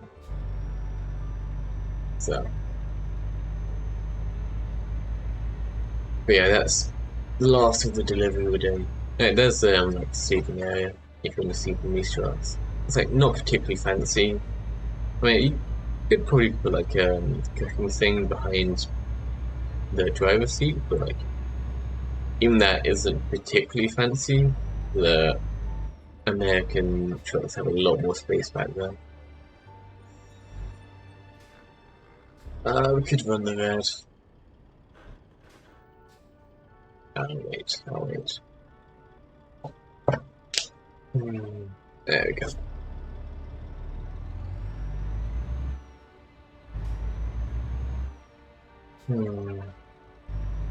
Thank you. I think running Euro Truck Sim and the stream and 2 monitors is probably like fairly near the limit of what my GPU can do. Like we are still in power saving mode, but even that is like, because if I like, it's getting kind of hot now because I can hear the fans running. So even if I did put it on a higher power level, it's like, here we go. It's probably gonna hit like a thermal limiter at some point. We're gonna park it for them. Shouldn't be too hard. If you're just doing a single trainer, these are usually fairly easy. But you have to like slot it in a little bit, but most of the time it's fine. We got this.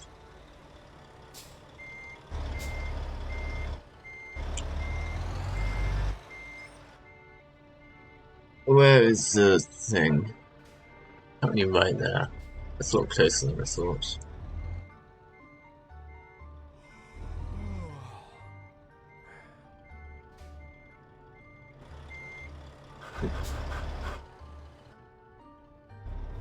I'll do it the other way around. Hello, Anna. Thank you.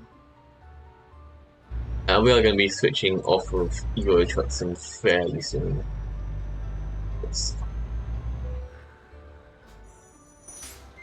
I'm going to be doing some coding after this, just for a group project, but my voice is also fairly messed up already, but you know. Most of what I'm doing is group streams, but you know, I want to practice with my voice a bit because I'm not very good at enunciating and I don't talk much anyway. So my voice isn't particularly great at the moment. So I gotta slowly improve over time. I'll get a little bit better. It's late, but we don't really care. Ooh, jeez. It took 30 grand off of us for being like a couple of hours late. That's real bad. I only made like 11 grand off of it. Oh well. Okay. That's gonna be enough Euro Truck Sim for today. Which I ought to turn off my background. As in my desktop. Oh, never mind, you get to see it anyway.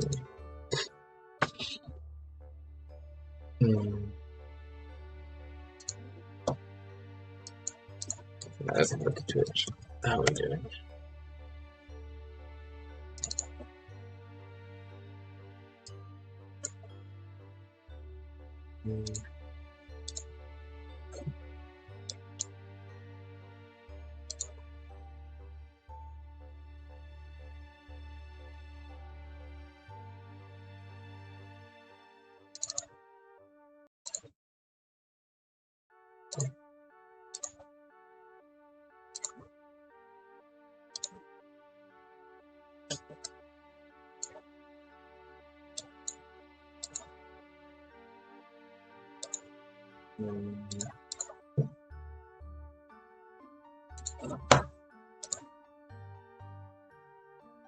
Alright, I got good on. I need to change the category one. I have to remember what the category actually is now. It's like software development and software and game development. That's it. I'm gonna call it solo for now. Now, updates. Yeah. Alright, this is now a coding stream.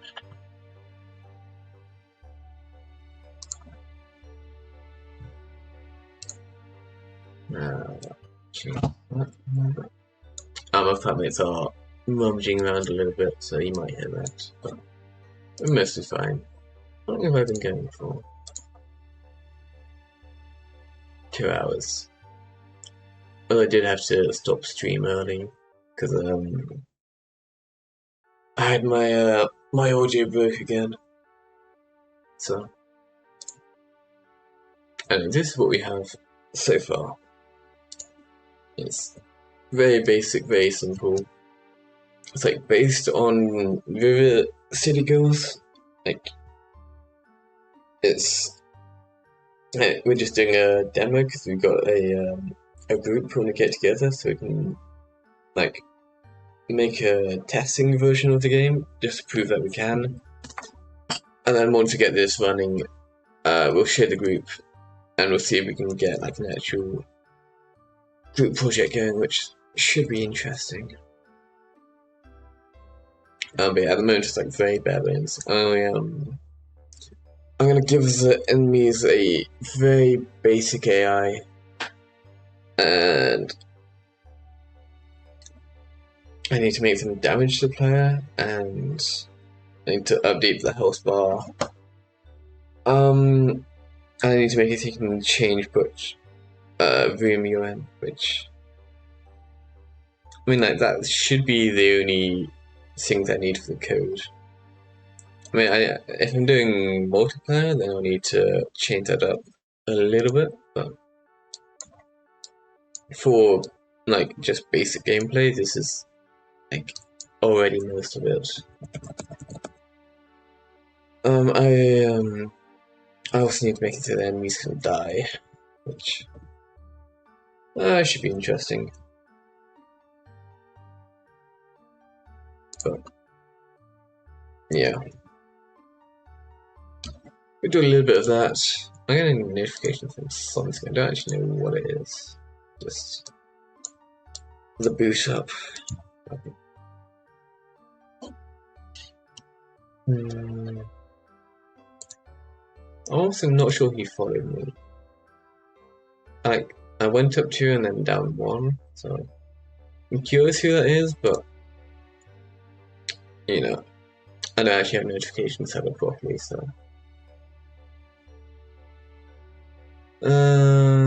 I'll figure it out later. Anyway, so we need a basic enemy AI. So let's see if I can do this. Enemy AI. So this will just do pretty much everything that the enemies are gonna do. I could mess with the transform. It's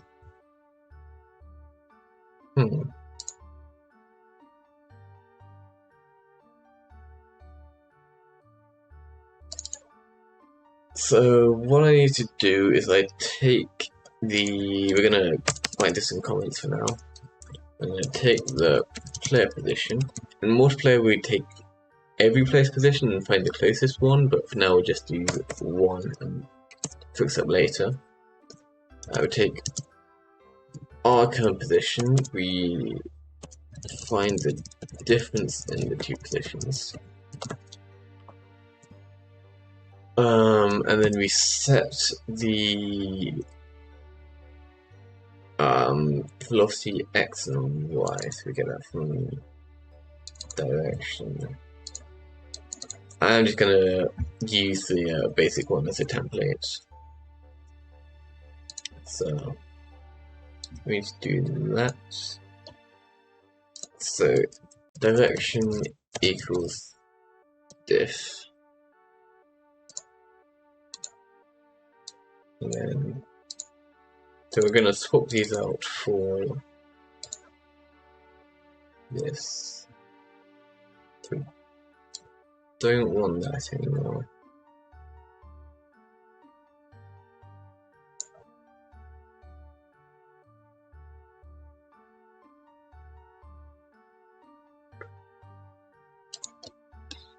Okay, let's grab a couple things. So this is the player. So we're going to label that properly.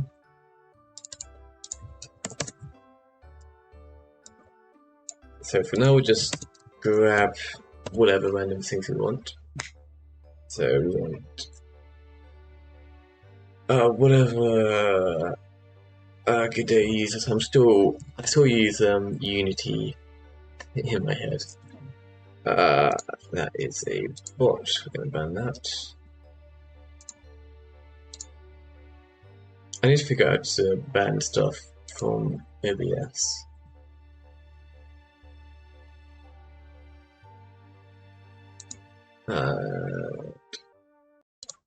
Banned.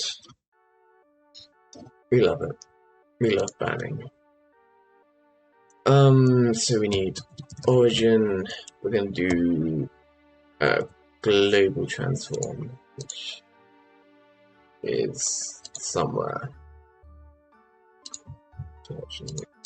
I'll never remember whether it's transform global or global transform. So I usually end up copy pasting a lot of my own work, but like I'm the one that wrote it, so it should be fine.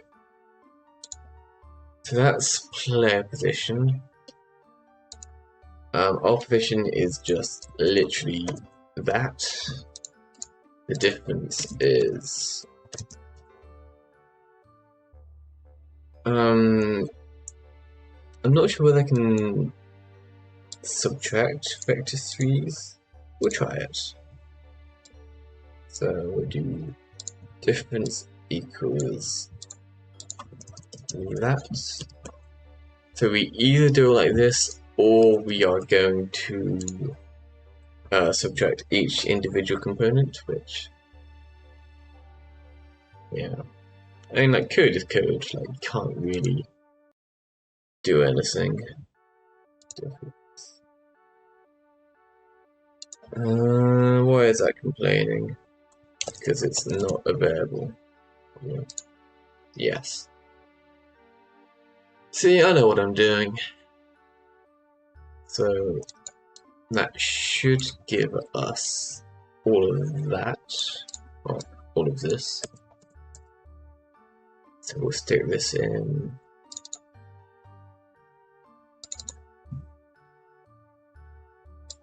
So I need to change that too, which we'll see. For now, we'll just print the diff, which we're gonna have that coming from actually only one enemy. I was thinking it would happen on all of them, but the script only currently attached to enemy, which is this one. So we should get a difference in position readout based on that, which is also taking input sufficient.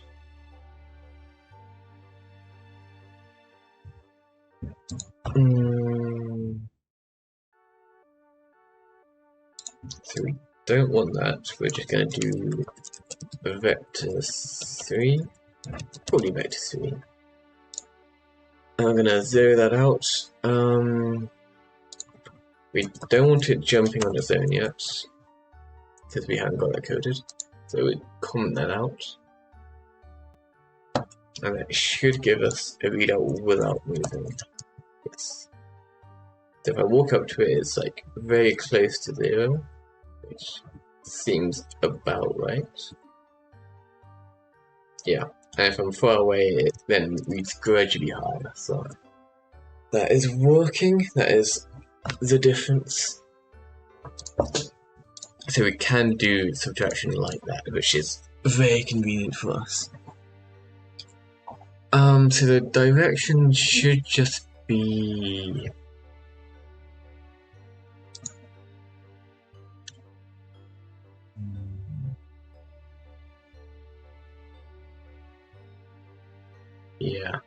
so we only want the X and Y? No, X and Z. I might change some variables. Because I'm using Y as up. Like X is sideways, Z is depths. So I'll have to see what I did for movement. I used X and Z here. I'm thinking Y is not what I want. Yeah. Although that's like this is X, Y, Z, so that should actually be fine. But yeah, we want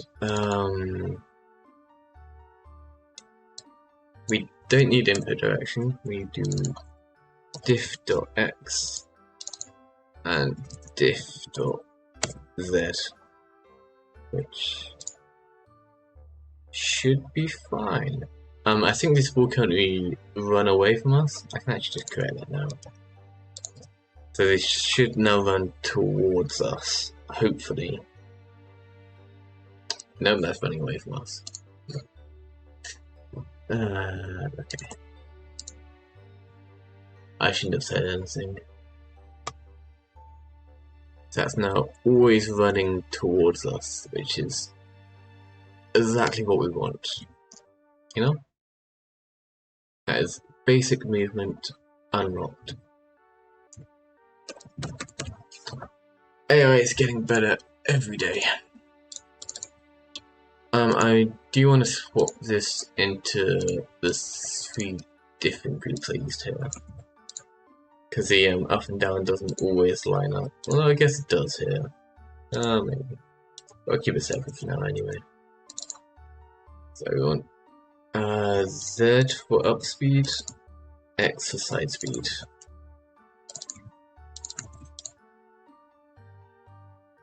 That should work fine. We're going to slow it down a little bit because we want to move faster. Jump should be the same.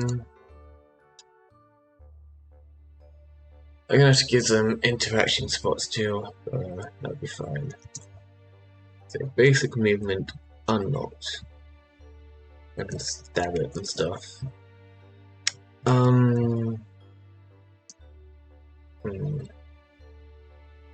I could make it jump around. I either want to make it attack or jump next.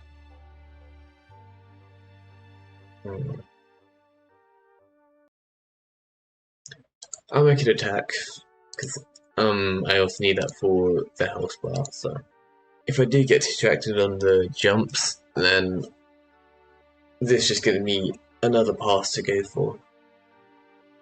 I want to open up different things I can do in the project, so this thing needs an interaction area, which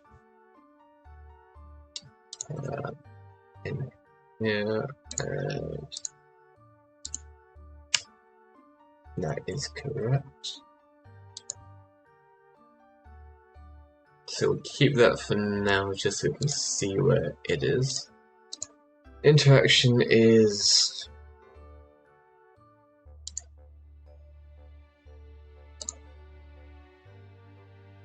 yeah. So we have horizontal and vertical from the diff. Since we have the diff, we can just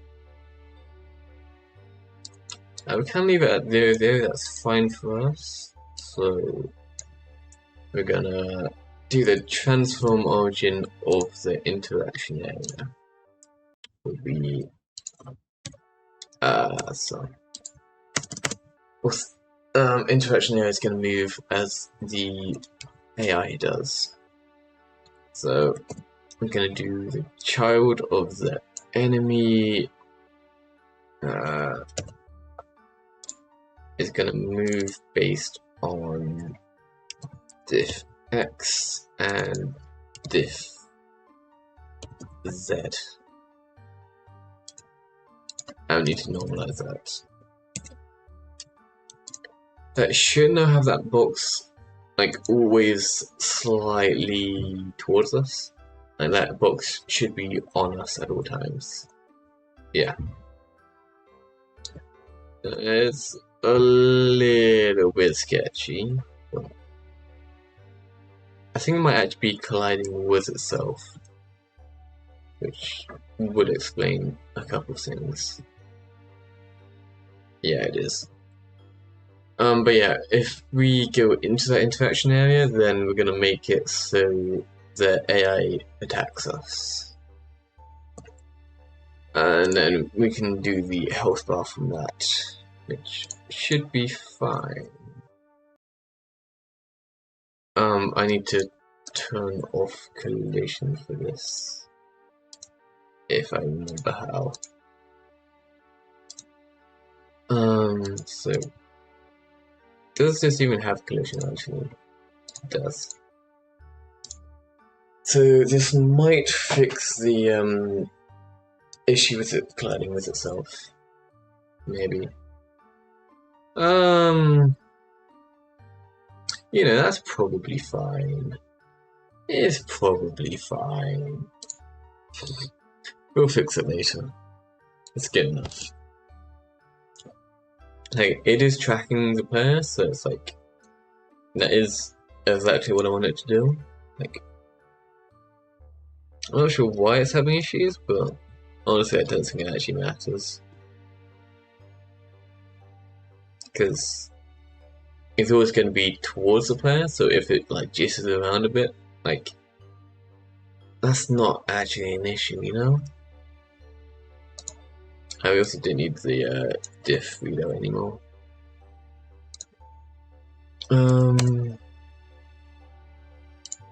Okay. So now we get the overlap for everything in that interaction area.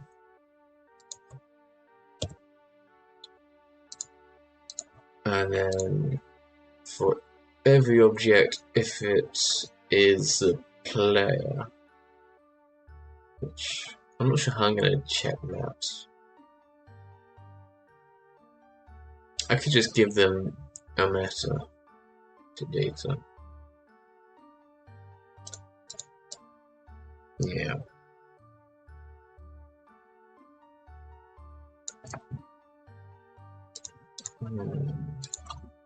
So for everything it detects, if it has health, then it will do damage to it. I need to make it so that's only the player.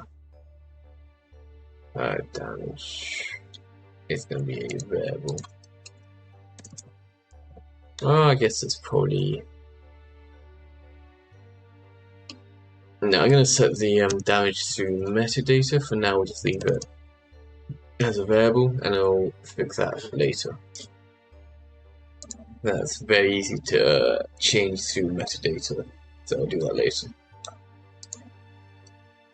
If object has meta health, or if object dot name equals player, I'll give it a metadata called player. Yeah. Maybe I'll use that for something, maybe not, who knows. We're gonna do this and do that as an and. If it has meta player, this will now only detect the player if I've done the brackets correct, which I don't think I have. I've not. So that should now only damage the player, which, yeah, I mean that will happen on every single frame, which, you know, it's not the greatest, but you know. I'm gonna make it so it doesn't run on every frame. Damage cooldown? Well, I guess attack cooldown is probably more appropriate. Attack cooldown. By default, that'll be 0. I'm gonna do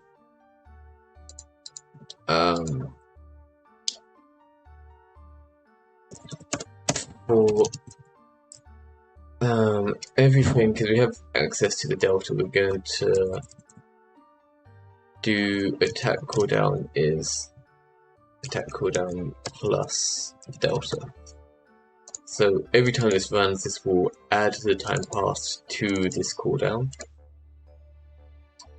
We're gonna put that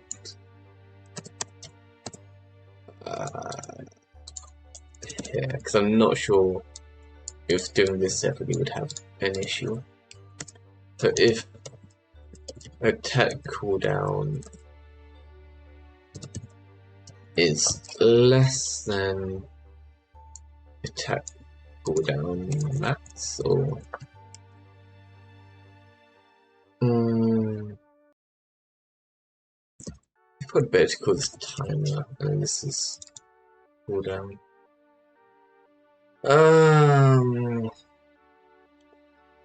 Yeah.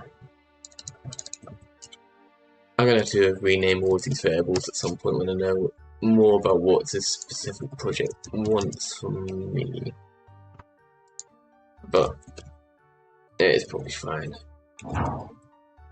It's probably fine. So if the timer is less than the amount it takes to do the cooldown, which is gonna be 2 seconds, then it will reset the timer and do the attack. So the timer has to be greater than the cooldown, and it gets reset every time, which should be fairly simple. Attack timer equals 0. There's also probably a better way to do this. But if Godot script has it, then I don't know it. At least not yet. I can do it in like any other language, but I don't know. There should be a really easy way to do it, but you know.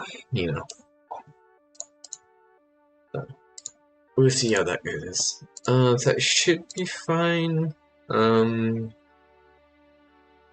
do a script for the UI, I guess, because we want to be able to see when it does damage. But we'll do a debug statement here.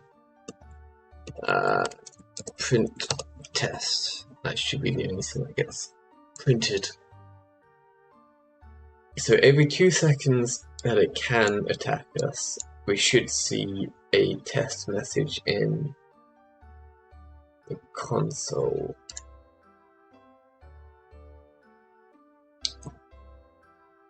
Should does not mean it will. Does the planet actually have health matter? No, it doesn't. That explains it. Health int. Yeah. So the player didn't have health, so it couldn't be damaged. So that thing never got set off. And now it should, which it isn't. Okay.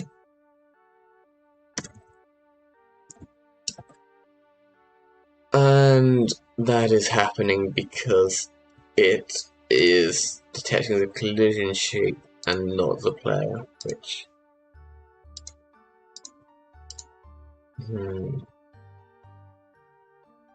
okay, how do I fix that?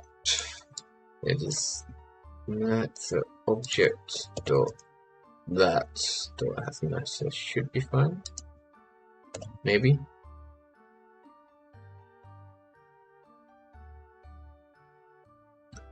No. Object dot get parents probably. I'd be surprised if it doesn't have get parent, which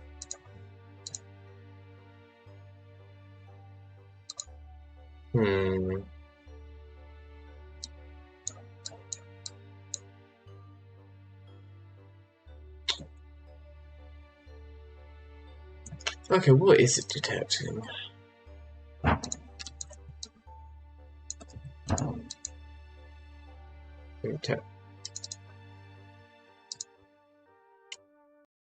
That should be the other way around. Yep. Okay.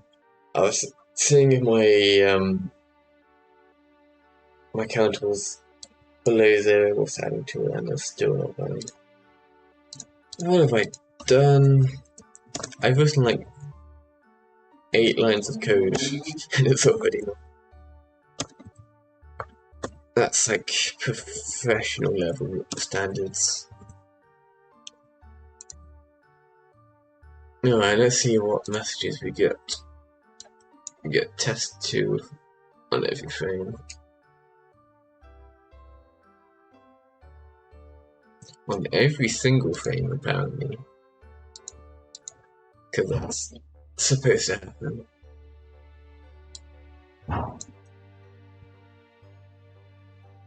So we're gonna print the attack cooldown. Because that's supposed to be the timer, not the cooldown. Now you can tell I'm a professional in this, right? I'm so good at games.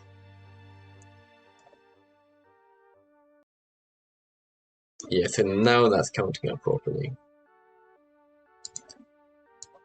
So we should now be hitting test 3 at least.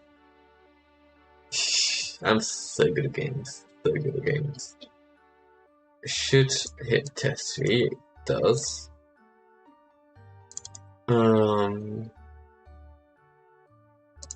So if it's hit test 3, it's checking for attack.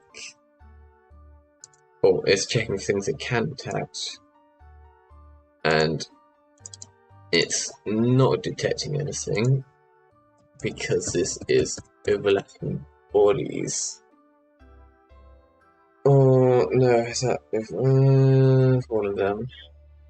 But it's not actually detecting anything. So it's reaching this point, but not this point. So when it gets this stuff, it's not actually detecting anything, which is concerning. Interaction area should be fine.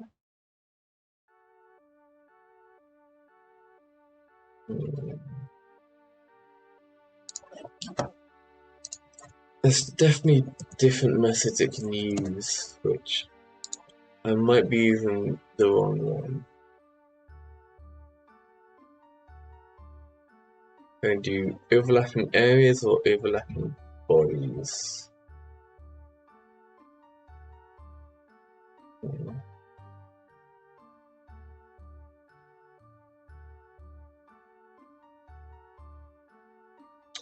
I could do overlaps body and just like, because at the moment this checks for everything, but I have a check for everything for now, because I might do like fancy stuff later.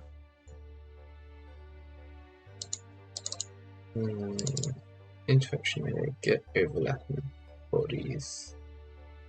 Should do that. Returns a list of interacting physics bodies to these. It has to have collision, which I took off earlier, which also explains that we need, I think it's just a mask that we need. So this one has collision and the mask. This one doesn't, so we'll run that. Like half of my coding is just like fixing my own mistakes, you know? Yeah, so now that's hitting test 4. So it actually has collision now.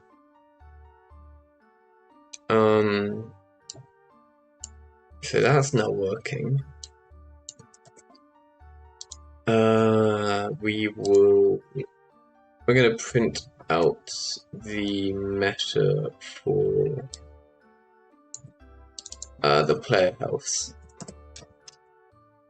Just see where it's at. So it should be damaging the player, but you know, you have to check these things. So this is get meta instead of player has meta. Because we know it has the meta. We need to find what's actually in that meta now. Which is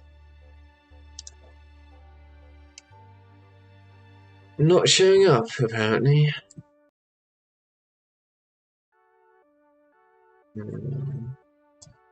Interesting.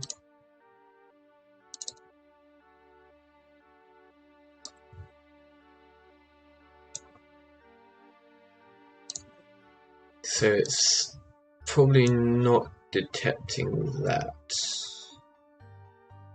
So it's not going to be getting the meta, which it should do. This is capitalized. I'm not sure that's an issue. It shouldn't be. We'll check it out just in case. I'm pretty sure it auto capitalizes. Yes, it does.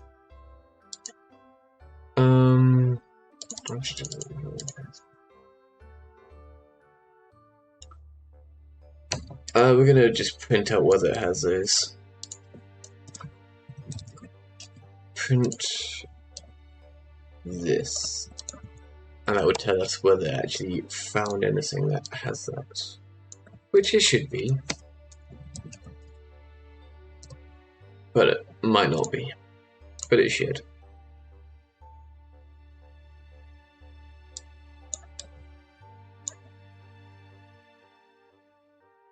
False.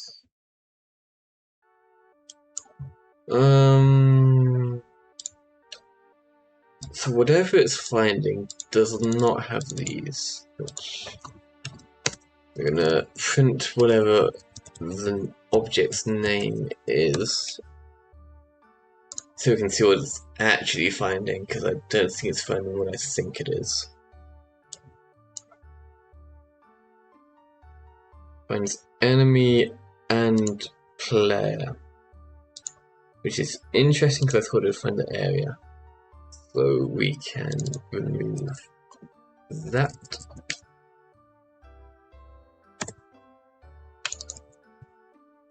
And this should fix it.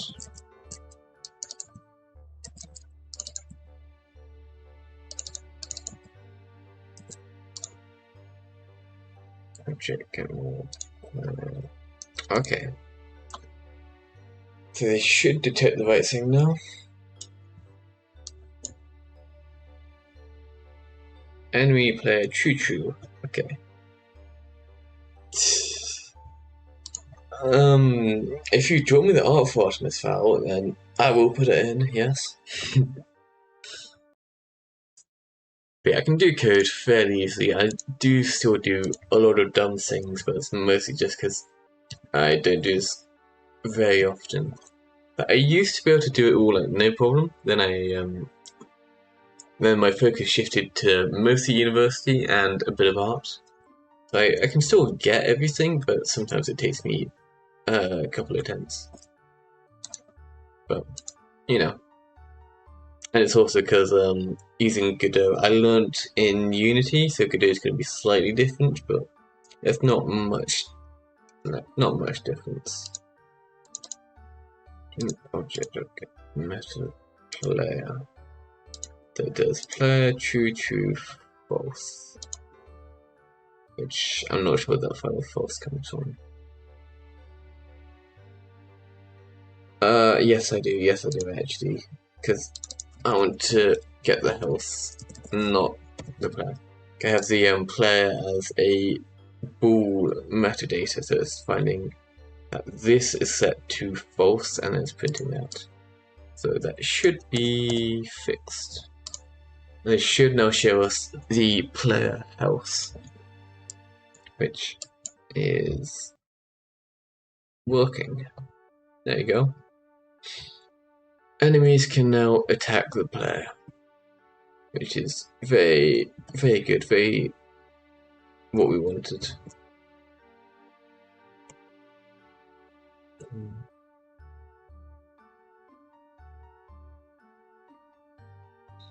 I ought to fix that collision at some point because their interaction spot is colliding with them.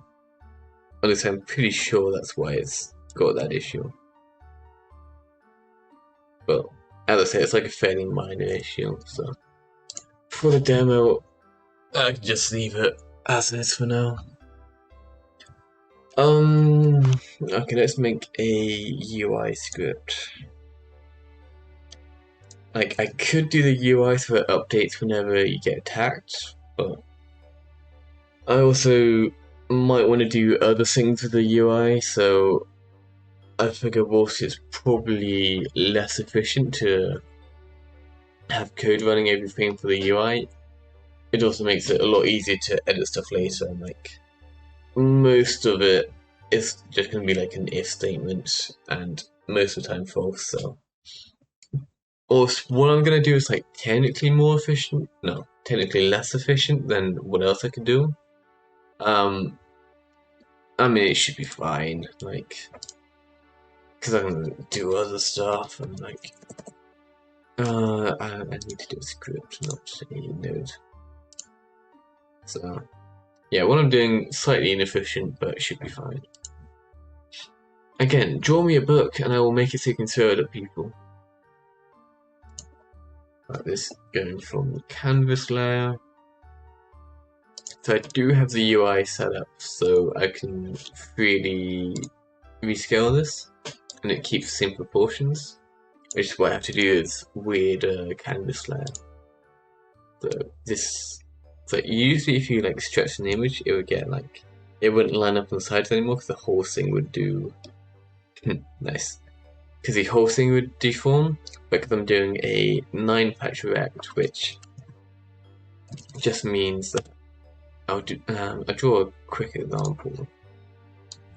So for 9-patch rect, you have your image, and what you do is you split it into 9 different sections. And what ends up happening is these corner spaces don't actually change shape when you deform it. All that happens is this middle one will extend out, which means that the proportions of all the side ones are like very consistent, very accurate, which is usually what you want.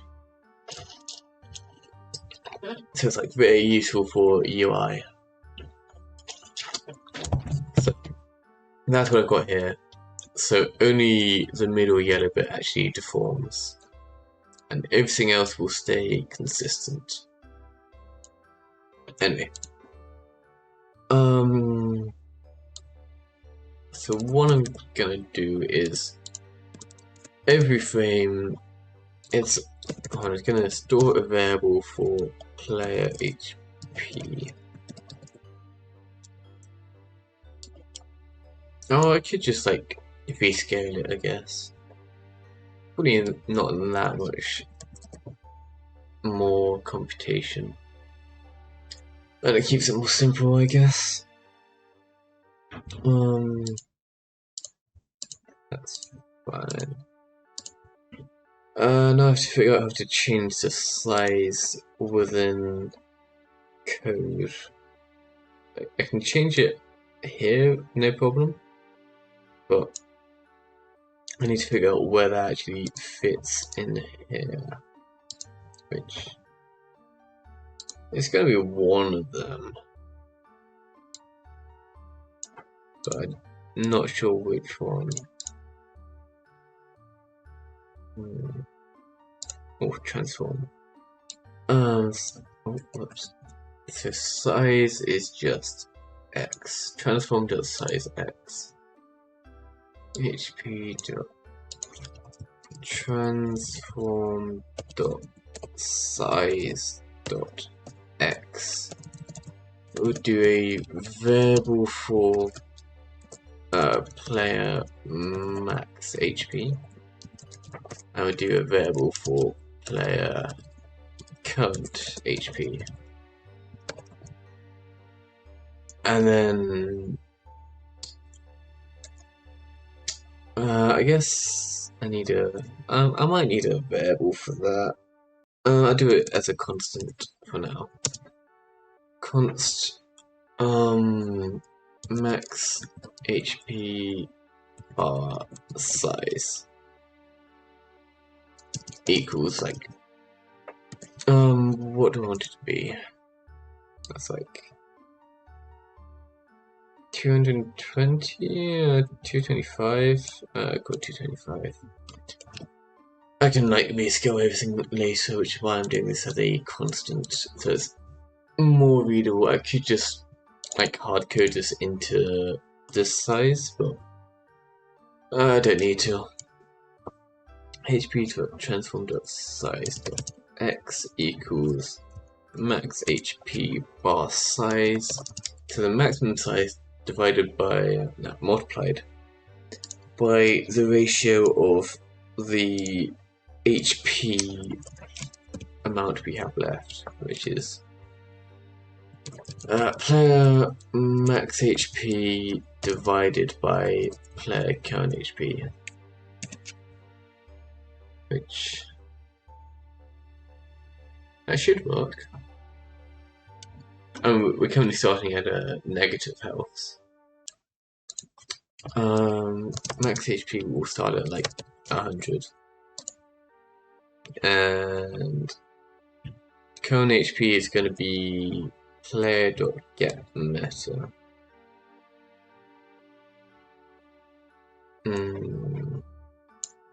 Yeah.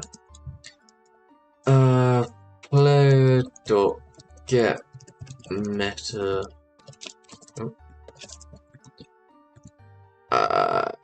Did I call it health? Yes, I did. I do player current HP equals that. Again, I don't have to do it like this, but this makes it more readable, and I can use the same variable later on in the code without having to re-get the same value. So there are other ways of doing this, but this should just be fine for us. So we'll run that, and I didn't set the player's current HP. Whoops.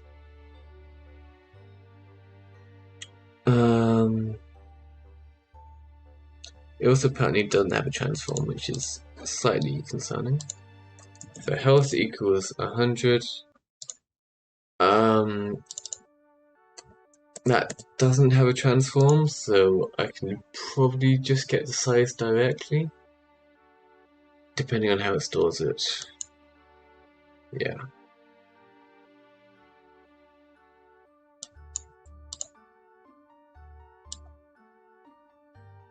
So it should be rescaling this. It doesn't look like it is. It's definitely not.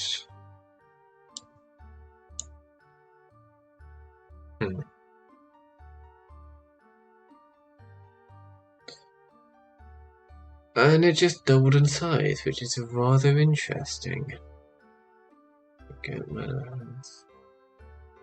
Yeah, I've done something wrong there. I'm pretty sure I just got these the wrong way around.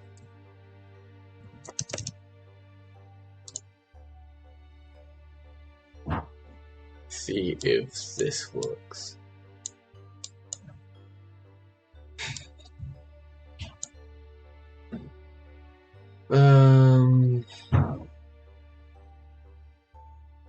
Yeah, I don't look quite right. That does not look quite right.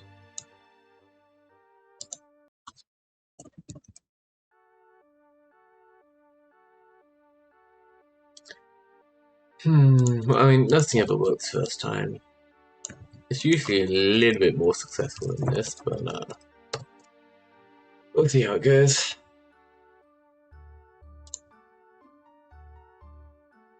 Let's see what numbers we're actually getting out of the HP size. That's apparently 0. And still 0, which it shouldn't be. Because definitely not the right value. So we'll see what else is going on.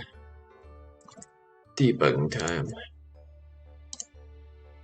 So this should give us the fraction of current health versus max health, which is 1. Oh, Okay, I just figured out what it is. Yeah, so what's happening is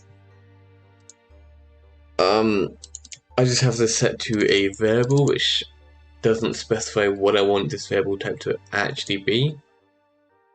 So what's happening is Godot is deciding for me that this should be an integer, which only comes in whole numbers, but I'm working in fractions here, which notably aren't whole numbers. So it can only give me 0, 1, 2, 3, all of this being like multiplies of the maximum size, which we don't want. So I have to remember how to do this. So, is it like that? Equals 100. It's either there or there, which we'll see.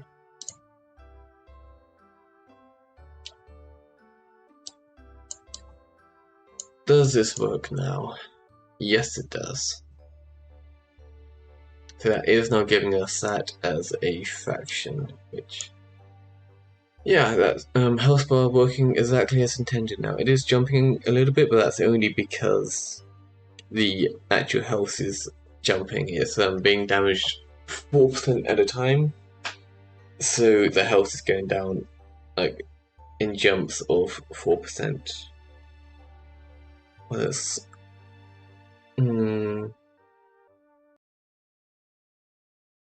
zero health doesn't actually line up with where true zero is, which isn't entirely bad because it means the final bit of health does last a little bit longer, which can actually be a good thing, but maybe I should change that. I don't know. It's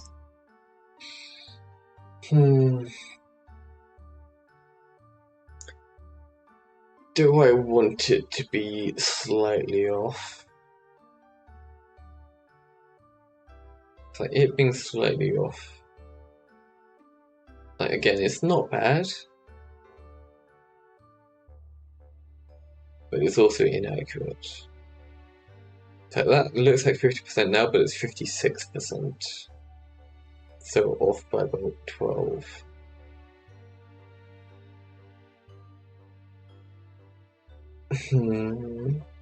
Well, probably 16 to be honest. That's 20%, 16, 12%. So it stops moving at 12%, which I am gonna fix that. It's yeah, a little bit off from where I actually want it to be. I mean, I can't get much smaller. Fuck it, I'll leave it as it is for now. And I can fix it later. So I'll mark this as a bug. Minimum HP displayed is 12%. This is due to 9 rect. Having minimum edge size.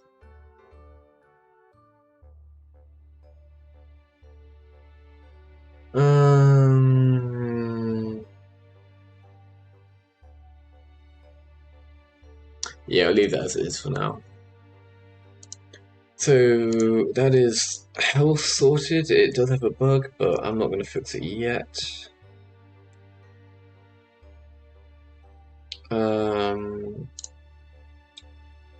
can make it so that the enemy dies when they run out of health, which probably is important.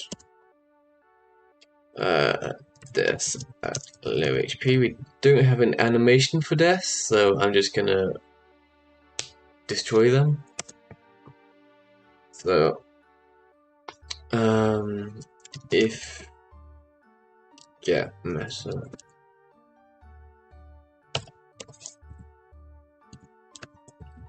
So if the health is less than 0,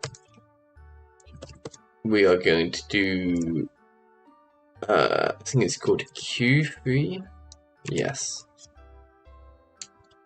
You can free it up just with 3, but that does it immediately, so if there's anything referencing this, then the game will crash. But Q3 just delays it slightly until the next safe time to do it. So it's like slightly off, but that should be good enough. Let's check where the house is. I do like 6 health, no 5 health. So I said at like 25 health to start. And so 5 hits and it should delete itself. Which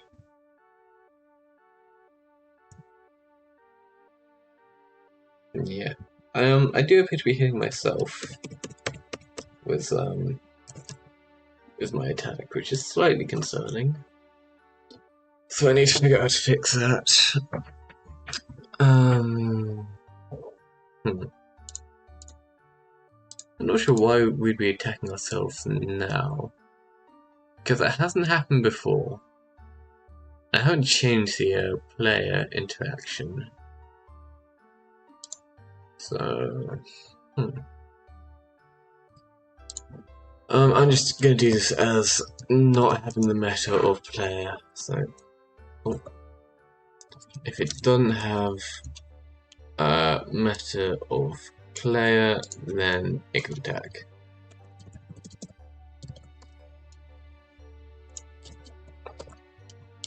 That should fix that. Well, we'll see.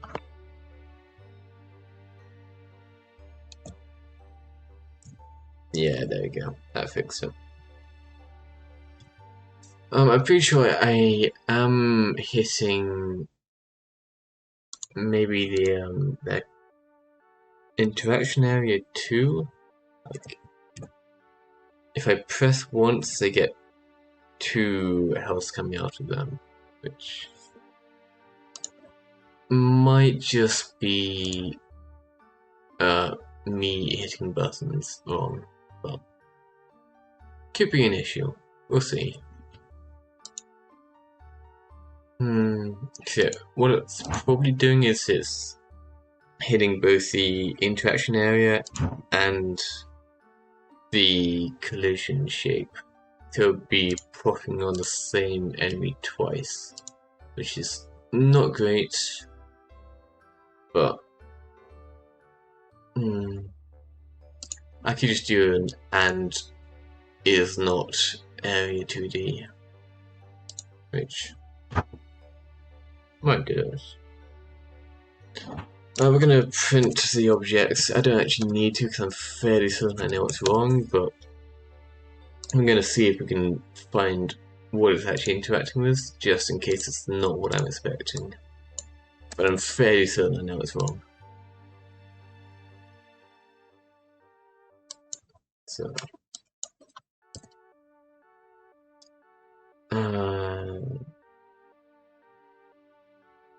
it's hitting the enemy twice. That's also still printing something somewhere, which is should be in here, maybe. Okay.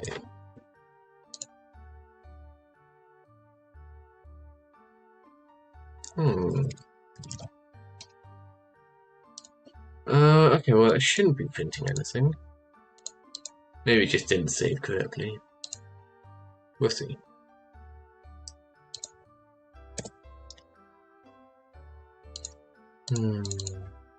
Current HP, max HP. But it's hitting character body twice, which again, fairly certain it's from the interaction area, which is not great. I can just put this on a different layer, which should be fine, maybe. It's one of these 2 options I want. Don't remember which one, so I'm going to try both. Oof, okay, I pressed twice. That's not interacting how I wanted to, so I'll take that off, run it again.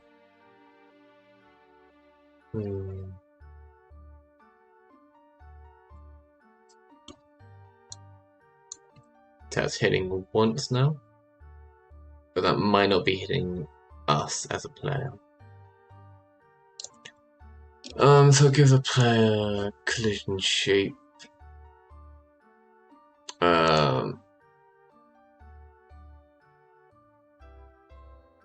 What am I doing?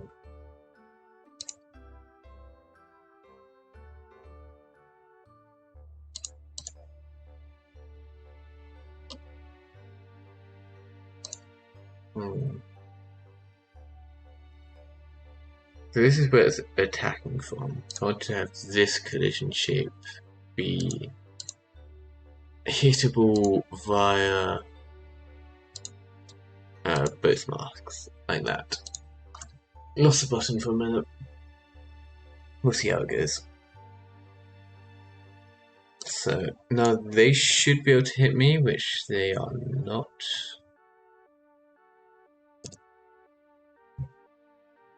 But I can hit them once, which is what was intended.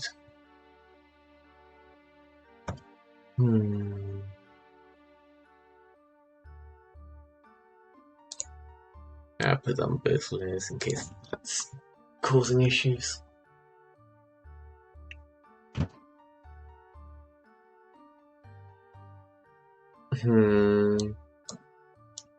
Yeah, now the enemy's not attacking us, which is an issue. Alright, whatever I was doing there wasn't working, so we'll put it back. Enemy interaction area. Mask. It probably would have worked if I had this set to mask too, which I apparently didn't.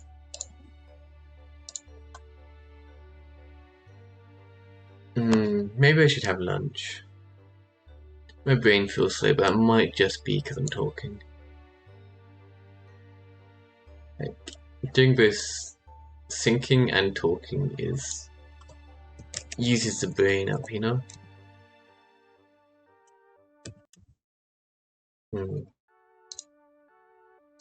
Okay. Do both layers there. This is some of the worst coding you've ever seen.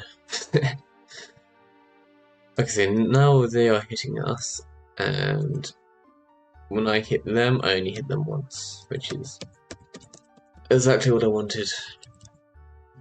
I fixed it. I'm so smart. Okay.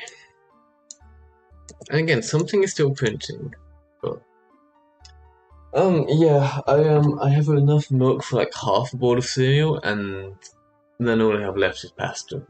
So gonna have pasta today, or I could just go down to the shops and actually like buy food. To be honest, I'm probably gonna buy another milk, maybe even more cornflakes. Like, cornflakes are like dirt cheap, and like I got some like thinking they wouldn't be very good because they are genuinely like less than a quarter of the price of the like next best thing. But you know, I tried them and they're actually like not half bad, you know? So maybe I'm a cornflakes kind of guy now. But I need more milk if I'm gonna eat more cornflakes. What? It's literally called cornflakes. Tesco cornflakes, toasty and crispy. Oh, okay. You still think I'm delusioning myself into pasta and sugar? That is entirely on brand for me. You know. Okay, so I can kill the enemy. The enemy can damage me, but can't kill me.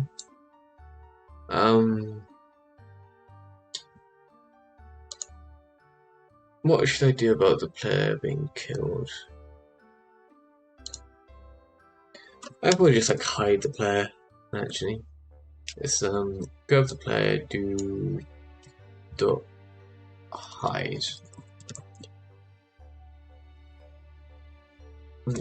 Oh, Discord. Okay, I'm apparently not getting notifications when I stream. Artie fell. Nice. What am I gonna do with that?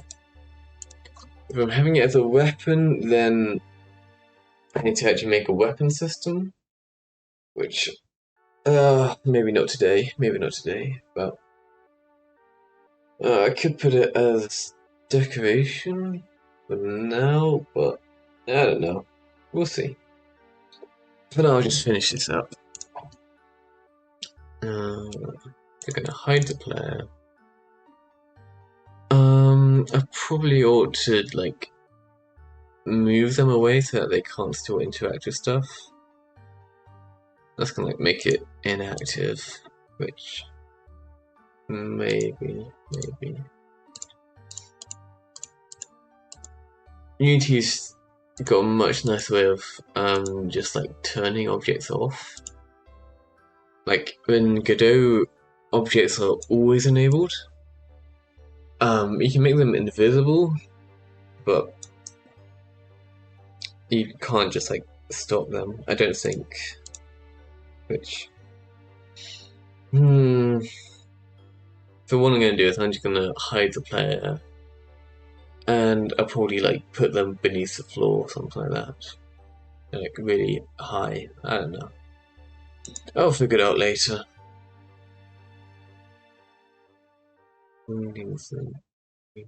What?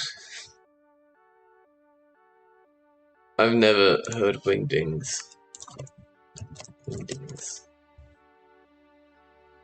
Wingdings. Oh, the font. What? Wingdings is a true type dingbat font.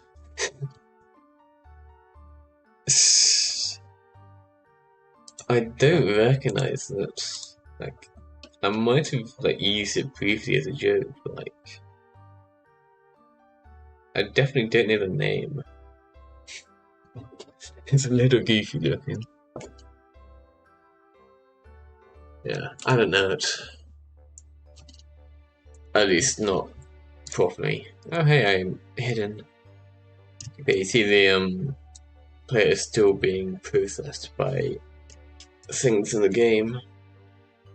So I could just delete the player and make a new one on respawn, but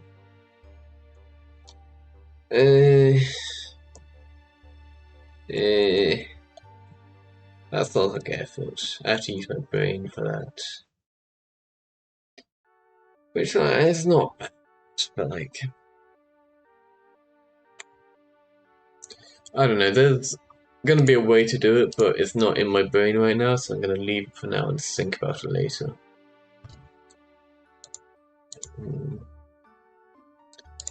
What am I gonna do? Am I gonna do jumps? I could do jumps. Well, I could have been to do map changes. I'm thinking for map changes, I'm gonna have the entire camera like move left and right. Like if I'm going through a door here, I'll just like literally move it forwards, like whoosh kind of thing. Like by default, I can have the depths here locked, and then just have it move up and down with the players. So, alright, that's probably going to be like very similar to the enemy AI movement, which can be this and that. So, yeah, it gives the camera its own script. Camera script. What's that warning message I had? Yeah, we didn't care about that. Camera script. So we can copy most of this. I'm not sure if the camera can do move and slide actually. I'm gonna check that real quick. I'm fairly certain it's I'm not gonna be happy about it.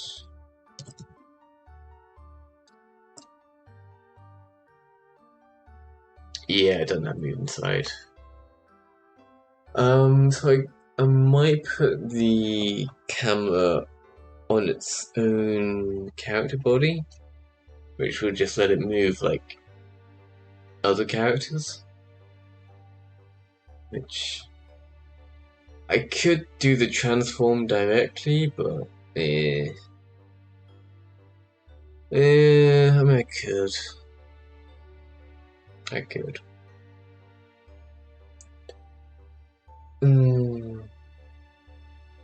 Like the camera's like specialized for this stuff, so.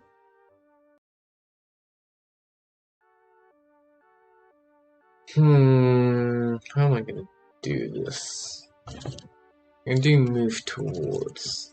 Good day, move towards.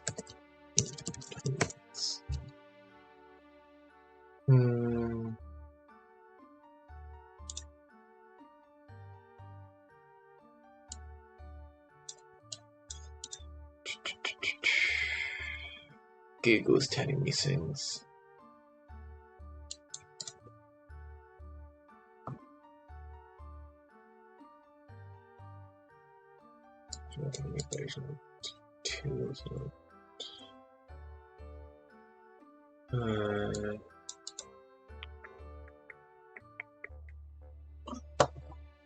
So we might have moved towards, which probably would do the job. That'd be from transform.origin. And we're going to we're going to the player, which for now I'm just gonna hardcode in. Transform.position. And I'm pretty sure we just pin delta into that. Move towards augmentation, which we float, but there's vectors. Why do they want to? Yes, it does.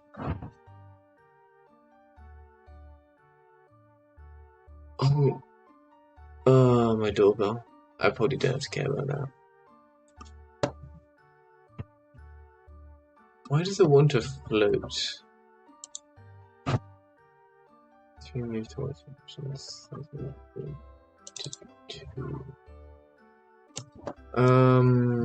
I can do vector 3 move towards me. Expected 2, receive 3, I'll just move delta.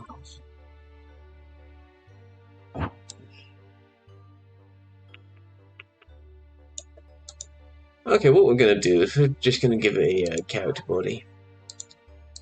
That'll do everything I need to do, and the character bodies are like specifically set up for this stuff anyway, so.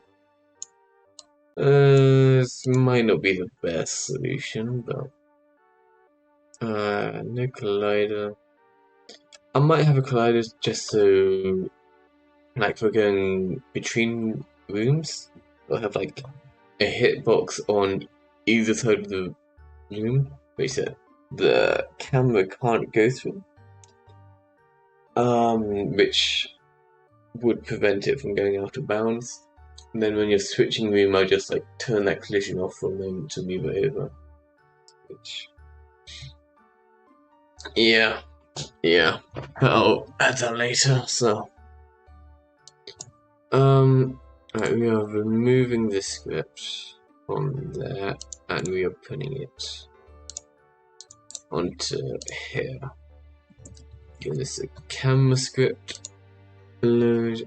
We're gonna extend character body 3D. We're gonna get rid of that. We're gonna copy the same movement script for the AI. I think maintenance is in my flat, which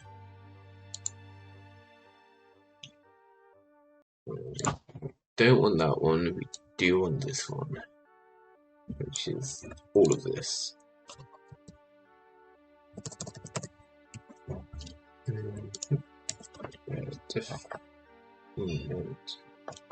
We need side speed and up speed. We're not making the camera jump, so we don't need that one. And we don't care about the comments. We want it to not go forward, which is Z axis, which is this one. So Y to be there. That is Y.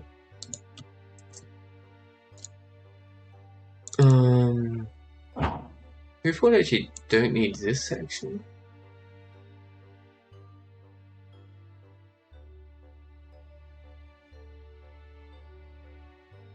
Yeah, because that can just be 0. That's probably slightly less efficient, but it's nicer to look at.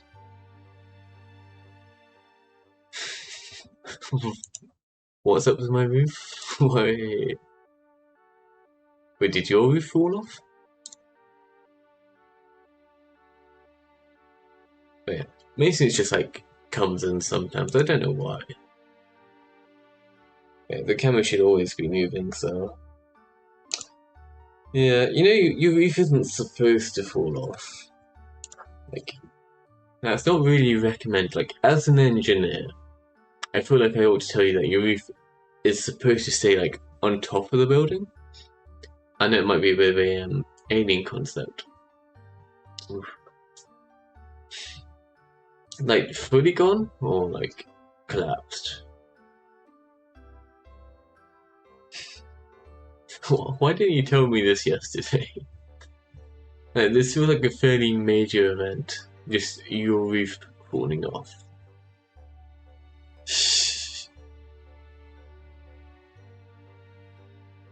Ceiling, okay. I want to see that. Send me a photo. I won't show you.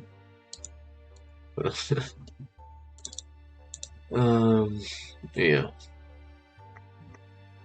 Diff.y.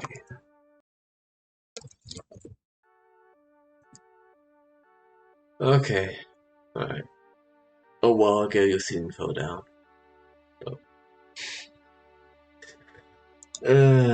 Goofy. Right, I'm expecting this to fuck with the camera, but I'm expecting it to like consistently fuck with the camera. Or apparently not. Because this is taking a different path to the player. Like that. Click on Discord. Oh yeah, you're missing a ceiling there.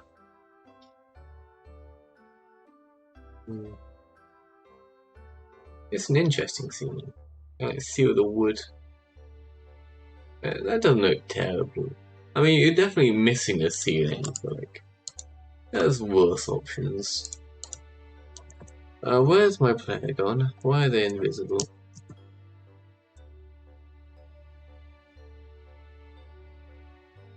Oh, the camera is quite delayed now. That ain't good. Player is hidden. I don't know why. They're not hidden on here.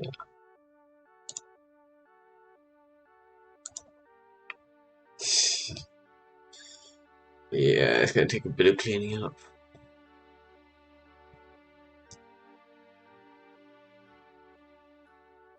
Oh, that camera is scuffed. For now we're just gonna give it a much higher speed. I'm gonna give it like inertia later on, but to be honest, I probably should have given it a rigid body. Like that's now. Oh, that ain't good. That ain't good at all. Oh no. Oh, that's bad. What have I done there?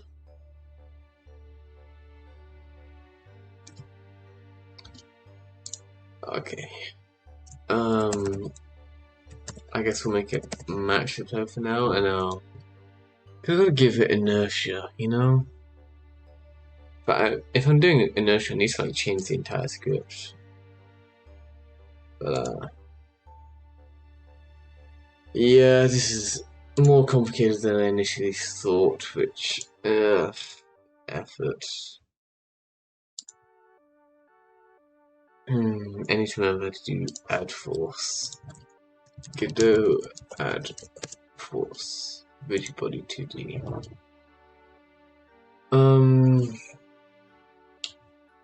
So yeah, this ought to be rigid body, not character body. Which, yeah, because we can do apply force. Okay. I'm making a bit of a mess of this. I probably shouldn't be doing. How long have I been going for? This one's 3 hours 10 minutes. I had 2 streams technically, which feels like a slight issue. I wonder how long my well, not an issue, but I wonder how long my previous stream was. It's definitely getting better than it was before. Yeah, first stream was 40 minutes. So I've been going for 4 hours so far, which is better than the 3-hour solo stream I did. But yeah, we'll see. Right, we need a rigid body. Rigid body 3D. This is gonna be camera. Put the camera onto here. We'll delete this.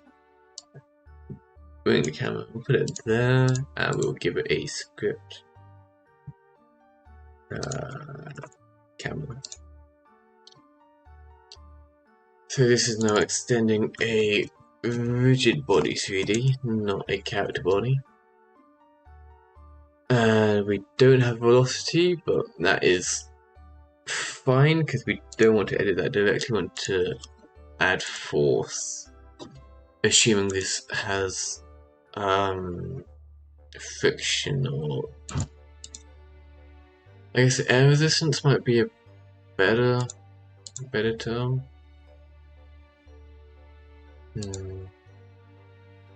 Constant forces, angular. Linear velocity is there. It does have damping, which is what I wanted. I'll put that damping of 1 for now. So we don't use move and slide anymore. This is going to be slightly different now. I'm going to use add force, or do I want to do add force or add impulse? I got the documentation up here. So this is impulse, this is force. Force is time dependent, meant to be applied every physics update. That is fine. It's time independent, everything is a bad one. So we want to do force. So apply force vector 2, which is fairly easy. I'm going to take this, I'm going to put it here, I'm going to turn this into a vector 2. Vector 2. I'm a little surprised this is talking about vector 2's despite being in a 3D environment, which is because I'm looking at rigid body 2D and not 3D, which would explain it. Rigid body 3D. Let's see if it's any different for 3D. This is probably just vector 3 now, but we'll see.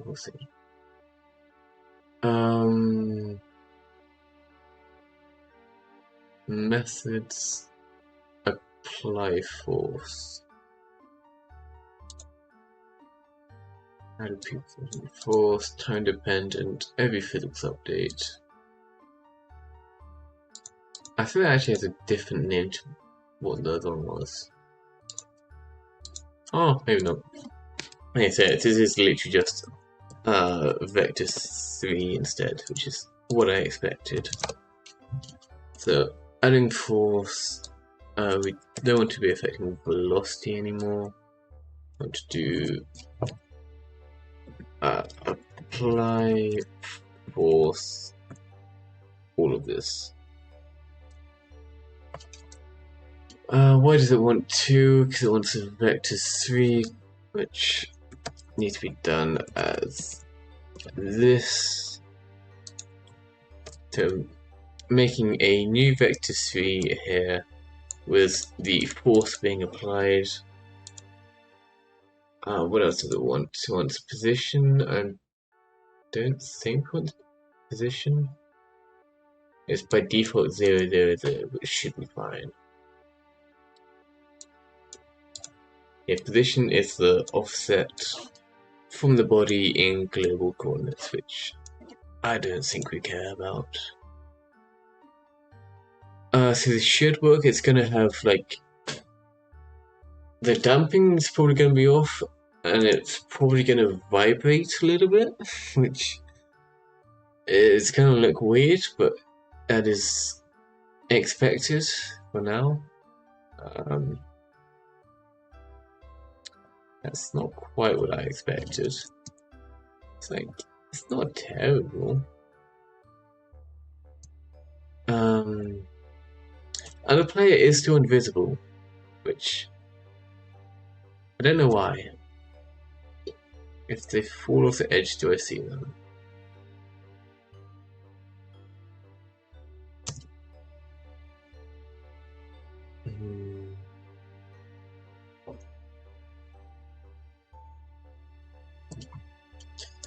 Okay, I need to figure out why the player's invisible.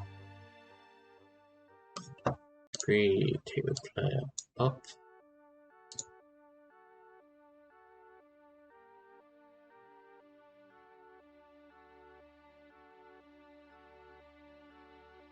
So I haven't done anything that would make the player be invisible. I can put that box back in, see if that shows up. It does not, which is slightly concerning. I am hiding the player here, which doesn't make perfect sense, actually, because this was supposed to be in an if statement with the player HP ran out, but yeah, I apparently never put that in. So if the current HP is less than 0, hide the player. If not, the player stays visible, because we have no reason to hide them. Oof. My voice. I need me some cornflakes. Yeah. The player is now once again visible. So you can see the camera is tracking the player, but it's like very, very scuffed at the moment. Which there's a couple reasons why it is. I think first we want to work with the damping.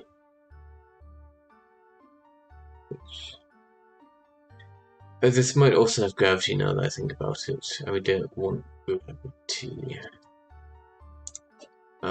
Camera. This is a rigid body, not actually a camera. Gravity is currently set to 1, we want it to be 0. And for damping, we're going to put that up to like 10. And see how that works. So, on the player now, so there's the vibration I was talking about. That is actually fine, because I know how to fix that, and that's going to be a different part of it. And if we move around, then it does follow the player. It's not like wiggling around now. It's like, it's definitely slow, but not bad. And put a dampening down to 5. See if that makes it any better. So we want a little bit of vibration when it's close, but the rest of the time it should be fine. Which, yes. So the reason why it's vibrating is because it's applying the same force even when it's like, so if it's trying to get here and it comes along here, so it applies the same force all the way here, and it passes by it puts all the force going that way. It jumps back over, and then as soon as it's to the left of it, then applies all the force going that way, which is making it vibrate. So what I'm going to do is I'm going to give it a sort of area around where it's actually targeting. So it will apply force going all the way over here, and then it reaches this point, and there's just nothing there. And the damping should slow it down, and then if it like goes out on the other side, then it will come back. But it's only vibrating because it's like jumping between both sides. But yeah, we should be fine. We should be fine. So I'm going to see if diff x and diff y together are like within a certain value, which I've probably to do them separately.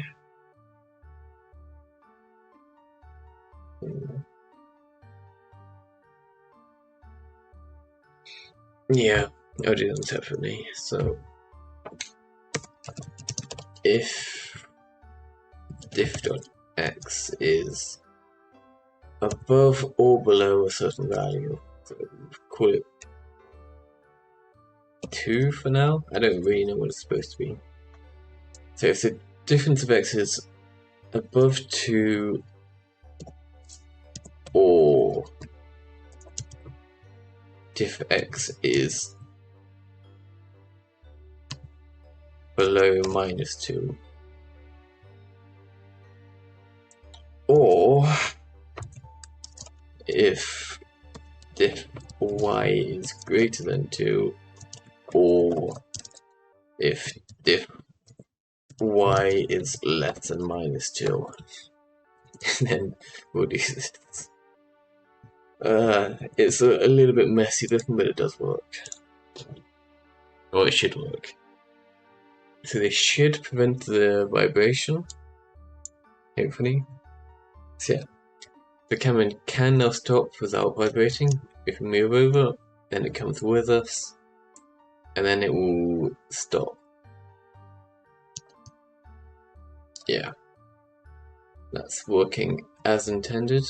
I think the damping might be a little bit too high, but you can see how it works. Try damping of 2.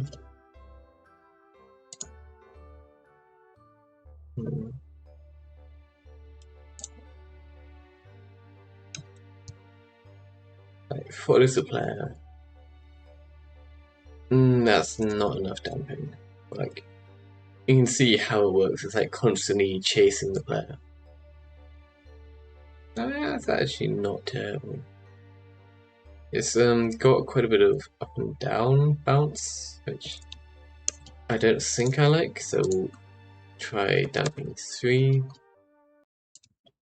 Oh, we'll see how that goes. It should be fine. We're still good at games.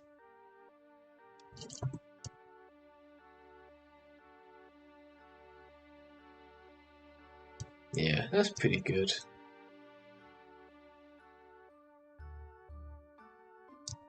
So yeah, camera is now constantly tracking the player on a delay.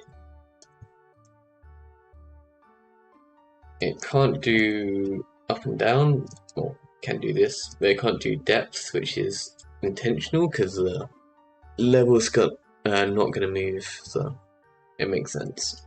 I can come all the way down here and jump around a bit. So, camera's not moving here actually.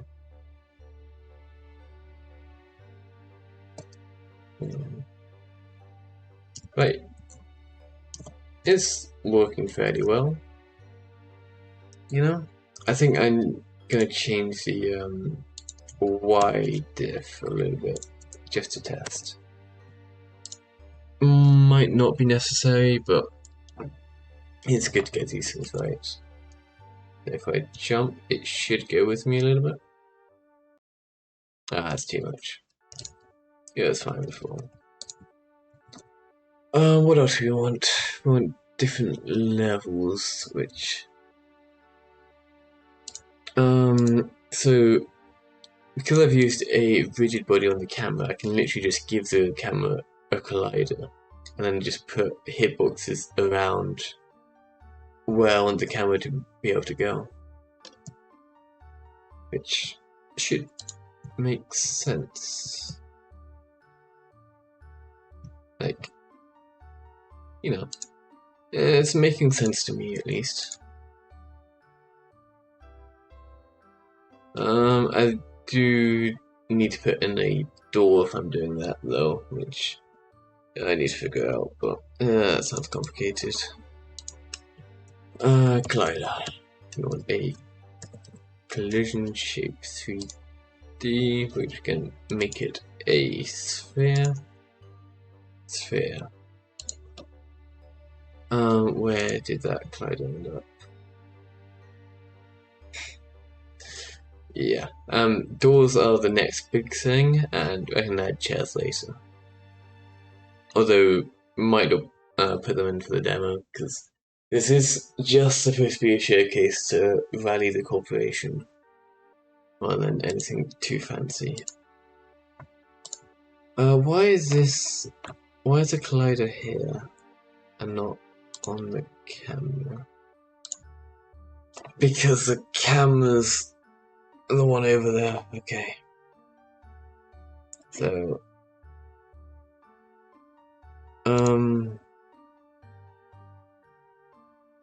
no, I can put that there, but then it has issues.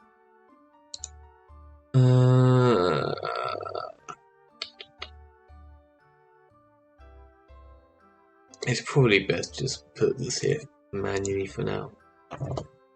It's not the best solution, but it will work for now. I'll give it just the exact same position as the camera. That was supposed to be 255. And 11 meters. Because then the center for the camera there should, or it might have an easier time tracking the player, and it will be easier if I decide to add depths later, which we'll see.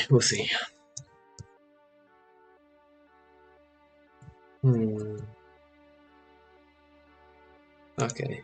So that now has a collider. And then on the demo map, we're gonna make a couple folders actually. We're gonna do node 3D, we're gonna call it enemies. I'm gonna put all of our enemies into there, which is all of that. That one's the floor. I'm gonna create another one called node 3D, call it objects. That's where all the crates are gonna go. And I guess the sprites too, actually. That should just make housekeeping a little bit easier. Yeah, that should be fine. Just make sure I haven't broken anything with the file system. I have. That just needs another one of those. There are ways to do it so that it does it from the main.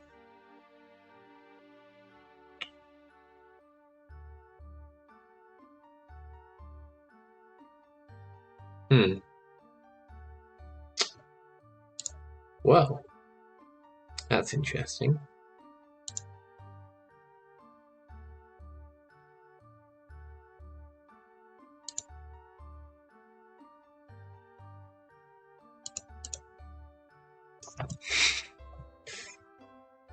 I have no idea why it did that. That might be the collision shape. I'm gonna try deleting it for the moment.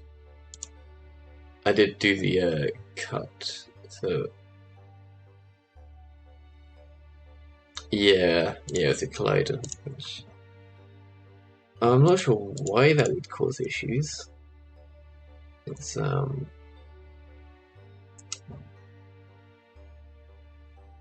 it is definitely the collider,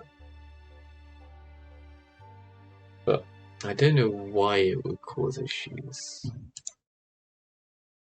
Because it isn't supposed to be able to do anything.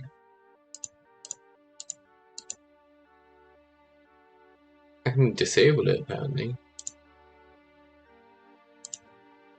But, I mean, that's gonna cause problems. Yeah. Why is that having issues? Like, there's nothing there for it to collide with. Unless it can like, somehow collide with the camera. If I move this over here, if I put this 0, 0, that's probably not a great option, all things considered, but tests. It's still disabled.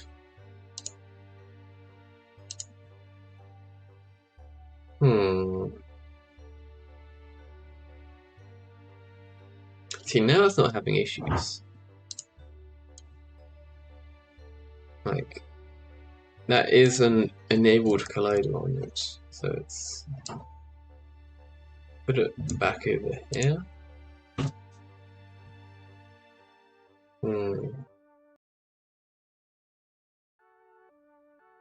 Yeah. I'm not sure why that's having issues.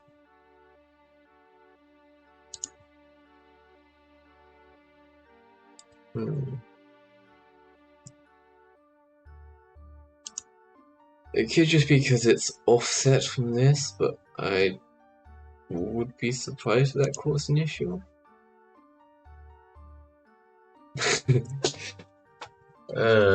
Maybe not the ideal feature for the demo.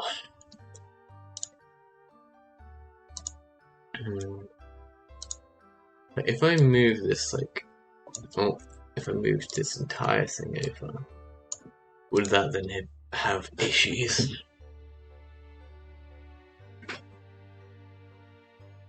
No, that's fine. Otherwise, I could just run over my headphones with my chair. There you go. So that's fine. So transform. It's 2.55 and 11 if I remember correctly. And the camera, I'm gonna make the same position as that, and it might work.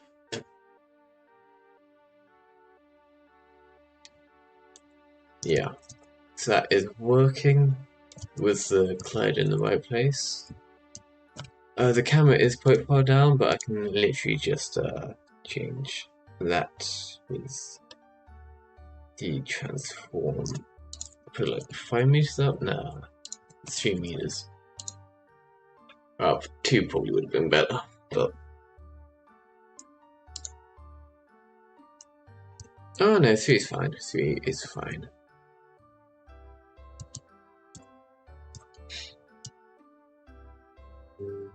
Remake game. We're so good at game.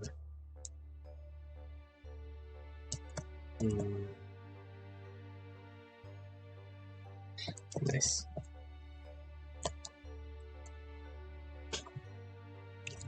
Okay. Oh, to move that printing to console. That's player interaction, which is this line here. good to keep that area clean.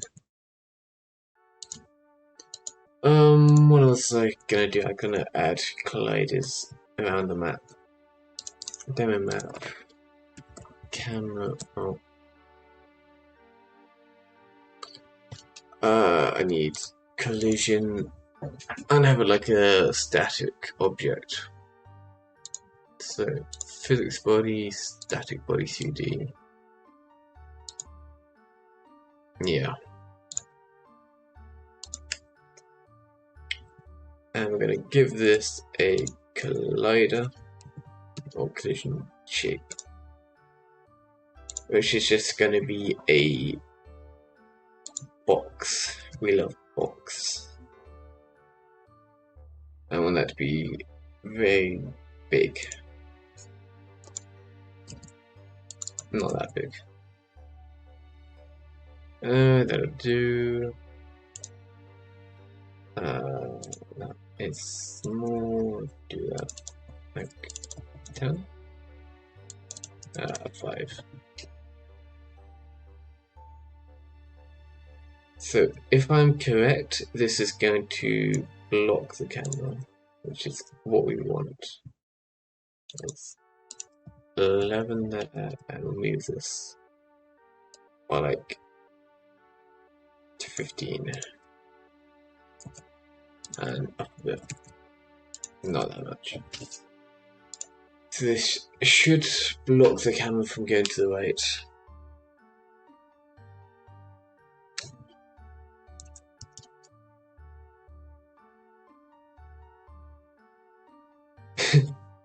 Yes, it's a little bit janky, but yes.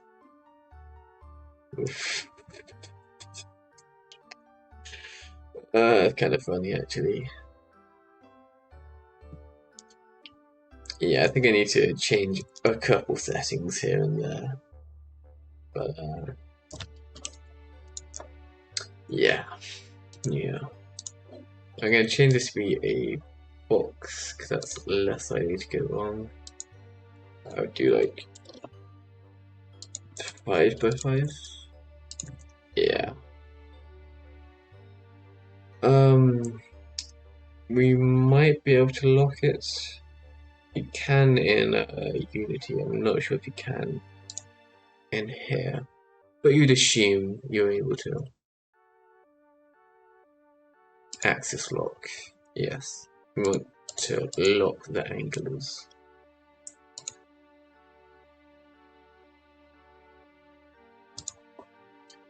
Okay, that should fix that. There it is. So it just gives a limit to how far the camera can go. So I'll put one of those on both sides. So let's do create a oops. I'm just gonna make a folder for it. So do camera gliders like that.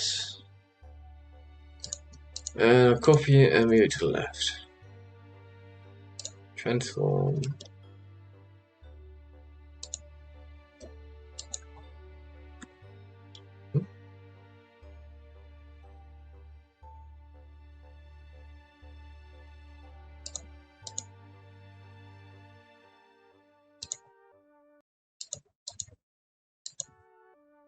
What have I done? I moved the collision shape, but not the main object, which is fine. Both methods work. Just a little bit of a sketchy way of doing it. I probably have to do top and bottom, but I doubt it really matters for the demo. Like, in late game I will, but for this we're fine. So box it from going to the right, and blocks it from going to the left. Yeah. I think the collider might be hitting the ground somewhere, maybe. I don't know. We're doing fairly good though.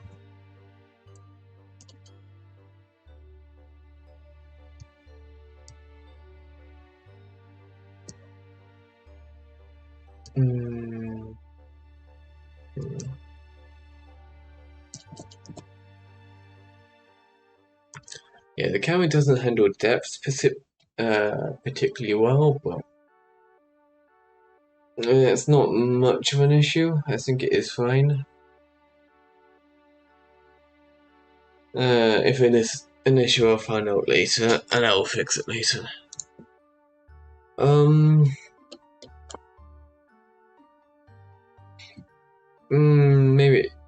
Maybe it's getting towards end stream time. I've been going for a little while. It's I don't know. I just feel like it's lunch time. No, like solo streams are never going to be as long as the group streams, or at least not until I get like an actual big chat. That's we done like 4 hours. Well, 4 hours 20. Very funny. But yeah, I think that's probably all I'm gonna do on this for today.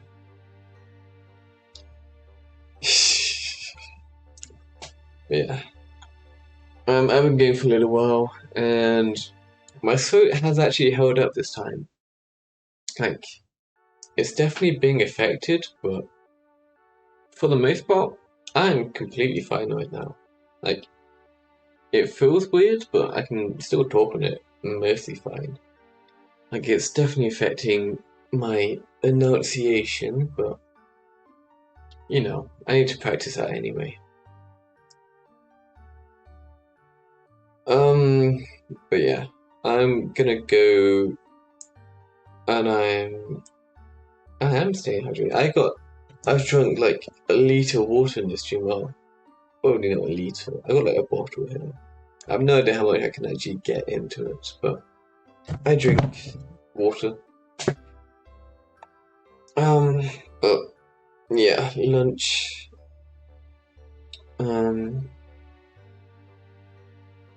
Yeah. But you know, I'd say this is probably an improvement over the first solo stream. So I reckon I'm doing good. I still need to fix my voice, but just the fact that I've been able to talk for an extra hour and a half is a good sign. Which may or may not be related to karaoke. But yeah, I think that is. I could do a little bit more, but I'd probably end up giving myself like a headache or something. Like, I feel a little bit off, like, but I'm fairly certain I'm just like hungry. Either that or I've like processed too many words today, because like, I don't usually talk this much, so I might genuinely be overloading my brain. But you know, I feel like my brain is reaching its sinking limit. Like, I could keep going. My voice is capable, but I'd end up annoying myself, so I'm not gonna. And if you are free later today, Tree, I'm gonna make you watch Wally with me. Because we love Wally.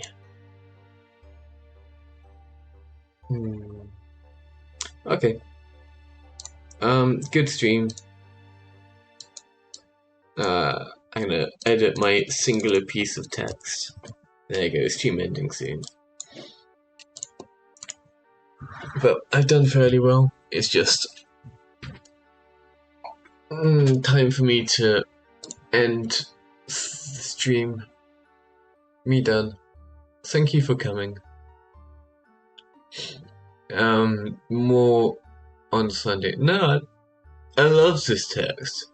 This is my one and only text. I'd never cheat on it by adding another text. I love changing it.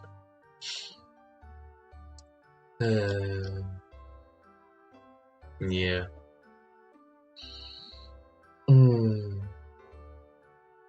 Okay.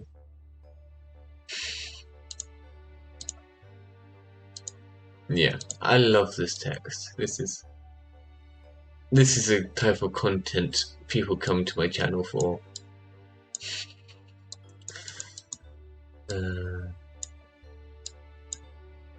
Yeah. Why did I make this so big?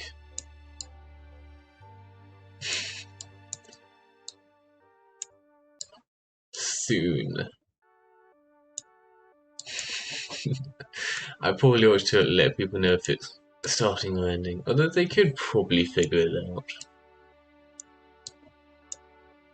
Why did I make this so small? I don't even know how I did that. I made it big with 3 movements, and I'm having to make it small with like 10.